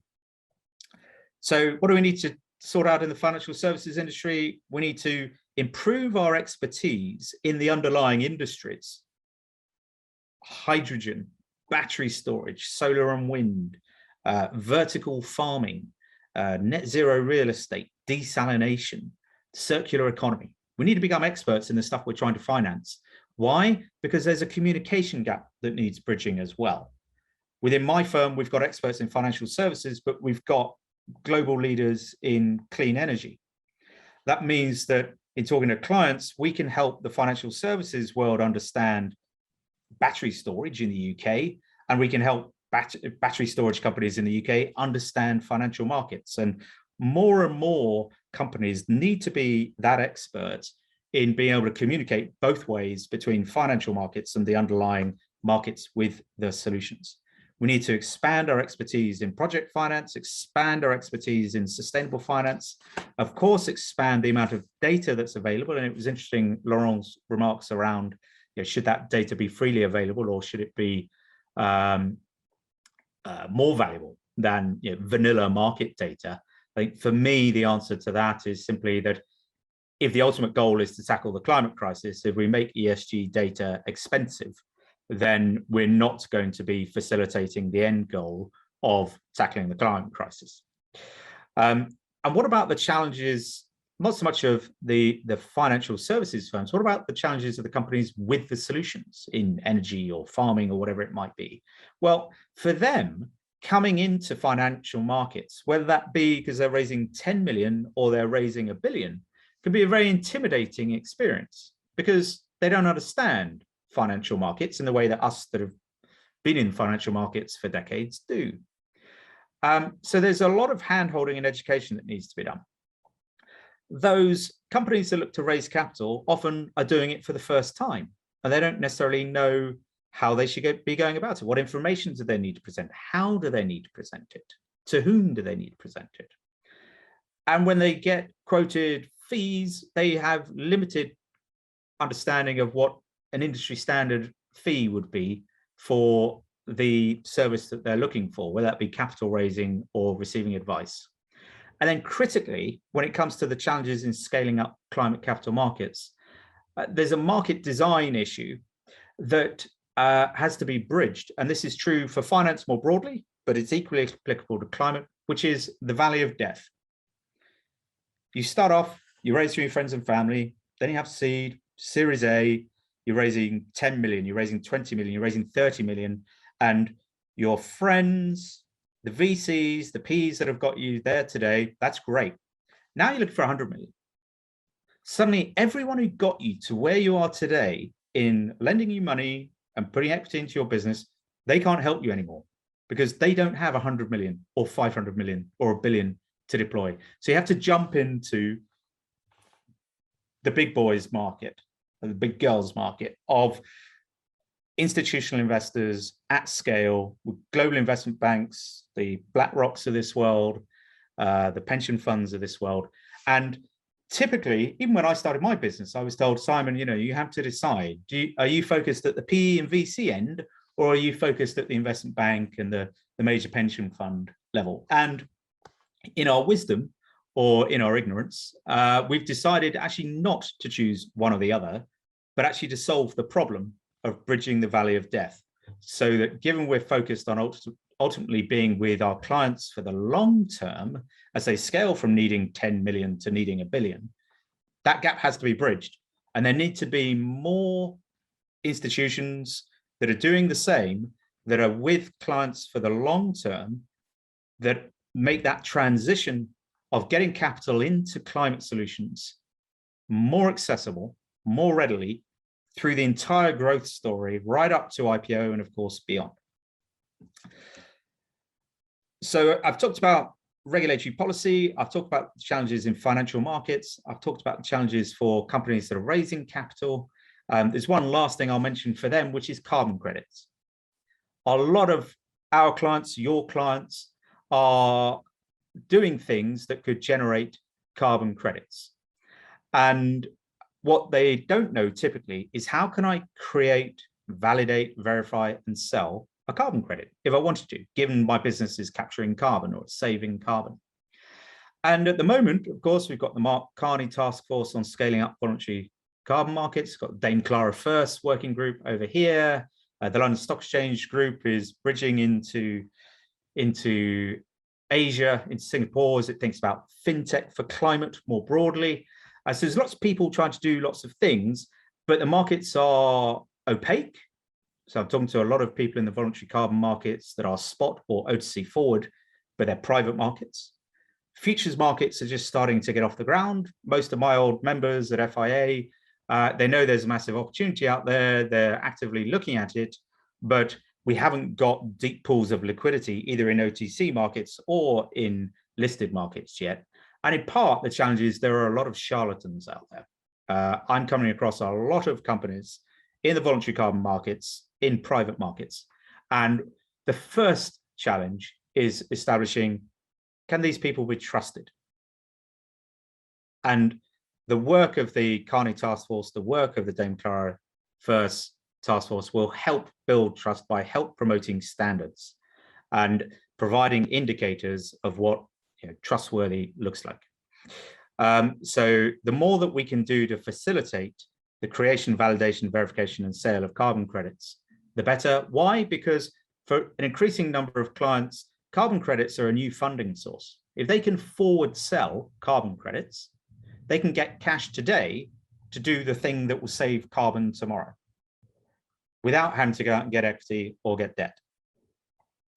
It is also, for everyone, a positive thing from an economic perspective if the companies in which you're investing or lending to are able to generate revenue not only from the nature of whatever business it is they're doing, but also have this additional kicker to their revenue by being able to forward sell carbon credits and generate cash for that. And the last thing I'll talk about, and then I look forward to taking any questions, and thanks for your patience, Leah, is digital assets. You and I have spent the last several decades working in what I'll call analog financial services. If there are three mega trends that I'm particularly focused on, and you're focused on this decade, it is sustainable finance, carbon markets, and digital assets. Those are the three mega trends of the decade in financial services, at least for me. And so as we think about scaling up climate capital markets, we can't only think about listed equity markets or debt markets. We can't only think about private markets. We can't only think about carbon markets. We have to think about all of that being analog, and how would things change, and how do we regulate it, either the same way or differently, in digital markets with digital assets. Again, a policy vacuum at G20 level around G20 is leading the risk of Europe coming up with one approach to digital assets, the UK coming up with a second, US coming up with a third. One of my ex-colleagues at FIA is a serving commissioner at the CFTC at the moment, Dawn Stump, and she published a note just a couple of weeks ago looking at the fallacy of the question, are digital assets a commodity, or are they something that should be regulated by the SEC, essentially?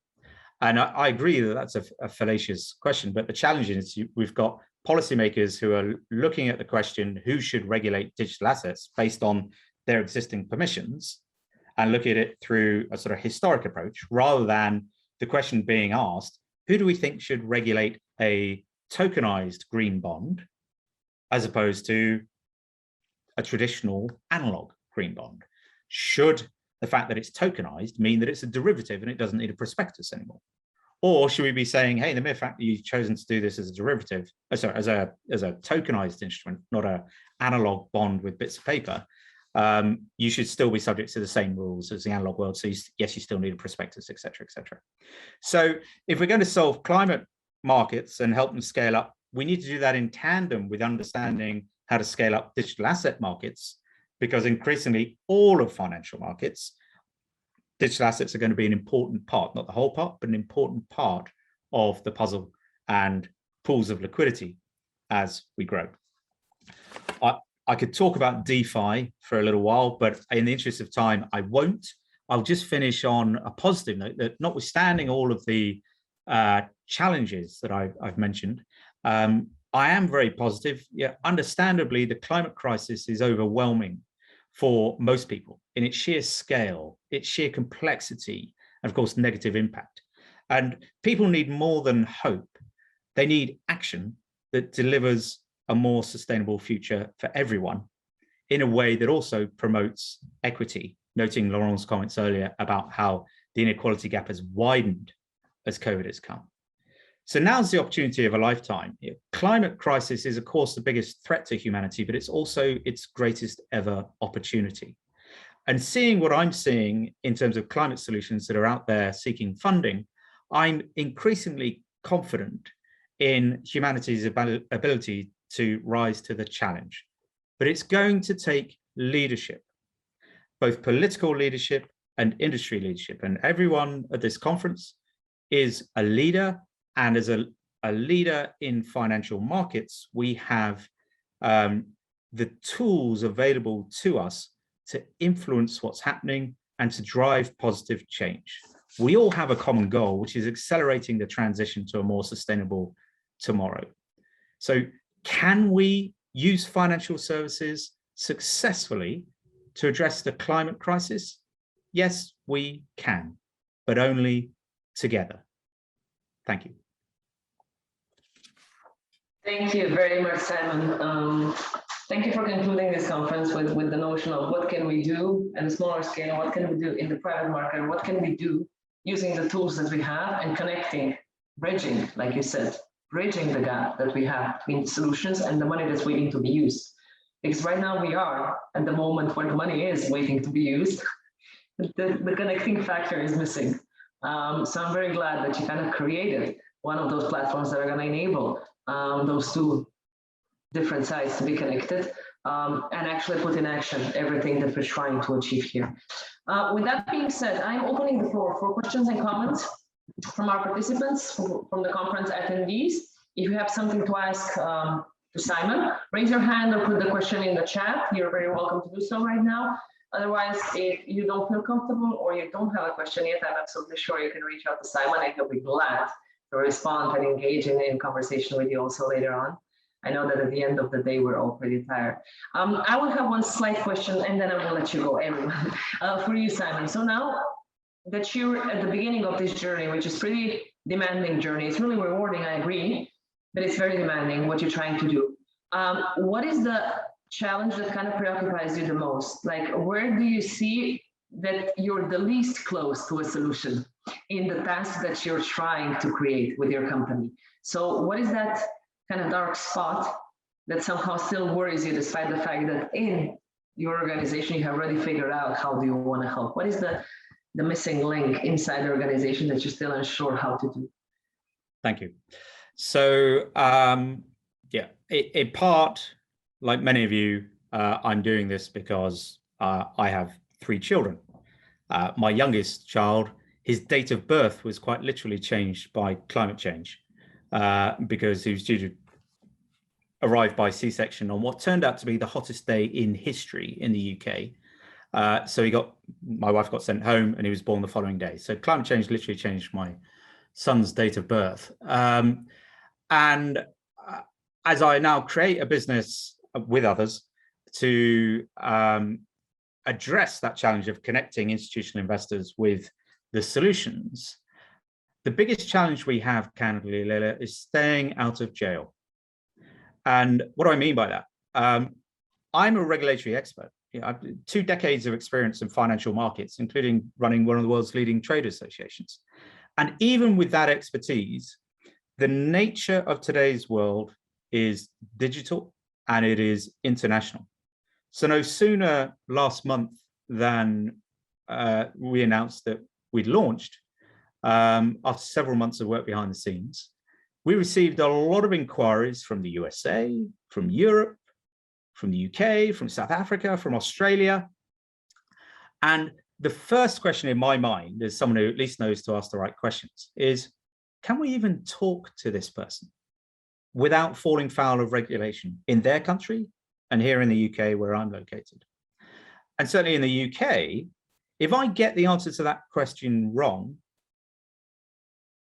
and I don't have the appropriate regulatory approvals in place, then typically the answer is it's a criminal offense with up to 3 months in jail and a fine.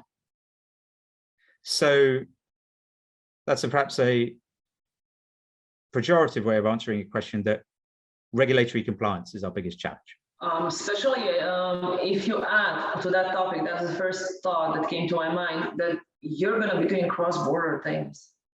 Because the challenges are global and sometimes the solutions, of course, to be profitable, those companies that are developing them locally, they're going to want to go globally. So even if you do resolve that question for them locally, you still have a challenge globally. Yeah, so the challenge is, how do we do business globally? And the answer is we talk to lawyers. But obviously you need to make sure you have the regulatory, you have the financial resources to be able to pay for the advice when you need it. Typically, our experience is that it's less important where our client is, the client who wants to raise capital. It's more important about where the investors are that we're talking to, because it's the financial promotion rules that typically you're going to fall foul of, rather than the fact you're helping a client raise capital. Partly our answer to that, as I say, is we haven't announced it publicly, but we have an arrangement with a tier 1 investment bank that is distributing or has agreed to distribute our investment opportunities to its institutional investors and its own funds, its own credit funds. Partly it does take time to navigate the regulatory environment. We know, right, we need to become the appointed rep of an FCA authorized firm. We have 3 people waiting to do just that for us. We know that if we want to distribute to European investors, we need to become a tied agent of a European firm or get directly regulated. But then we need to choose, we think of the AFM, the AMF, or BaFin, just take 3, or the Maltese FSA. We know that in the US, we need to think about 15A6 chaperone arrangements, and we've got an arrangement waiting with the US broker-dealer, but it takes time. So really, when you're starting at the bottom, as we are, Life's all about stepping stones, but it's also about very rapid execution. We're focused on three things, which is scale, pace, and orchestration. And in 4 weeks, we've got nearly 5 billion of deal flow. We're about to launch a private marketplace, and we've got this arrangement with a tier 1 investment bank. So it's just going from one stepping stone to the next, and then ultimately we're only going to be successful if we can execute. And the way that we and all the people on this call execute most effectively is through collaboration. And as I said earlier, I would rather take X% of the entire deal fee and get it done than 100% of no deal fee because it didn't get done. So if we focus relentlessly on why we're doing what we're doing, the answer is to execute. Exactly. Against the climate crisis. And with that, I would actually like to finish the conference. If there are no further questions, yes, exactly. We're here to execute and to start putting in practice what we've been preaching now for decades, especially from the side of academia, then implement it into the professional practice.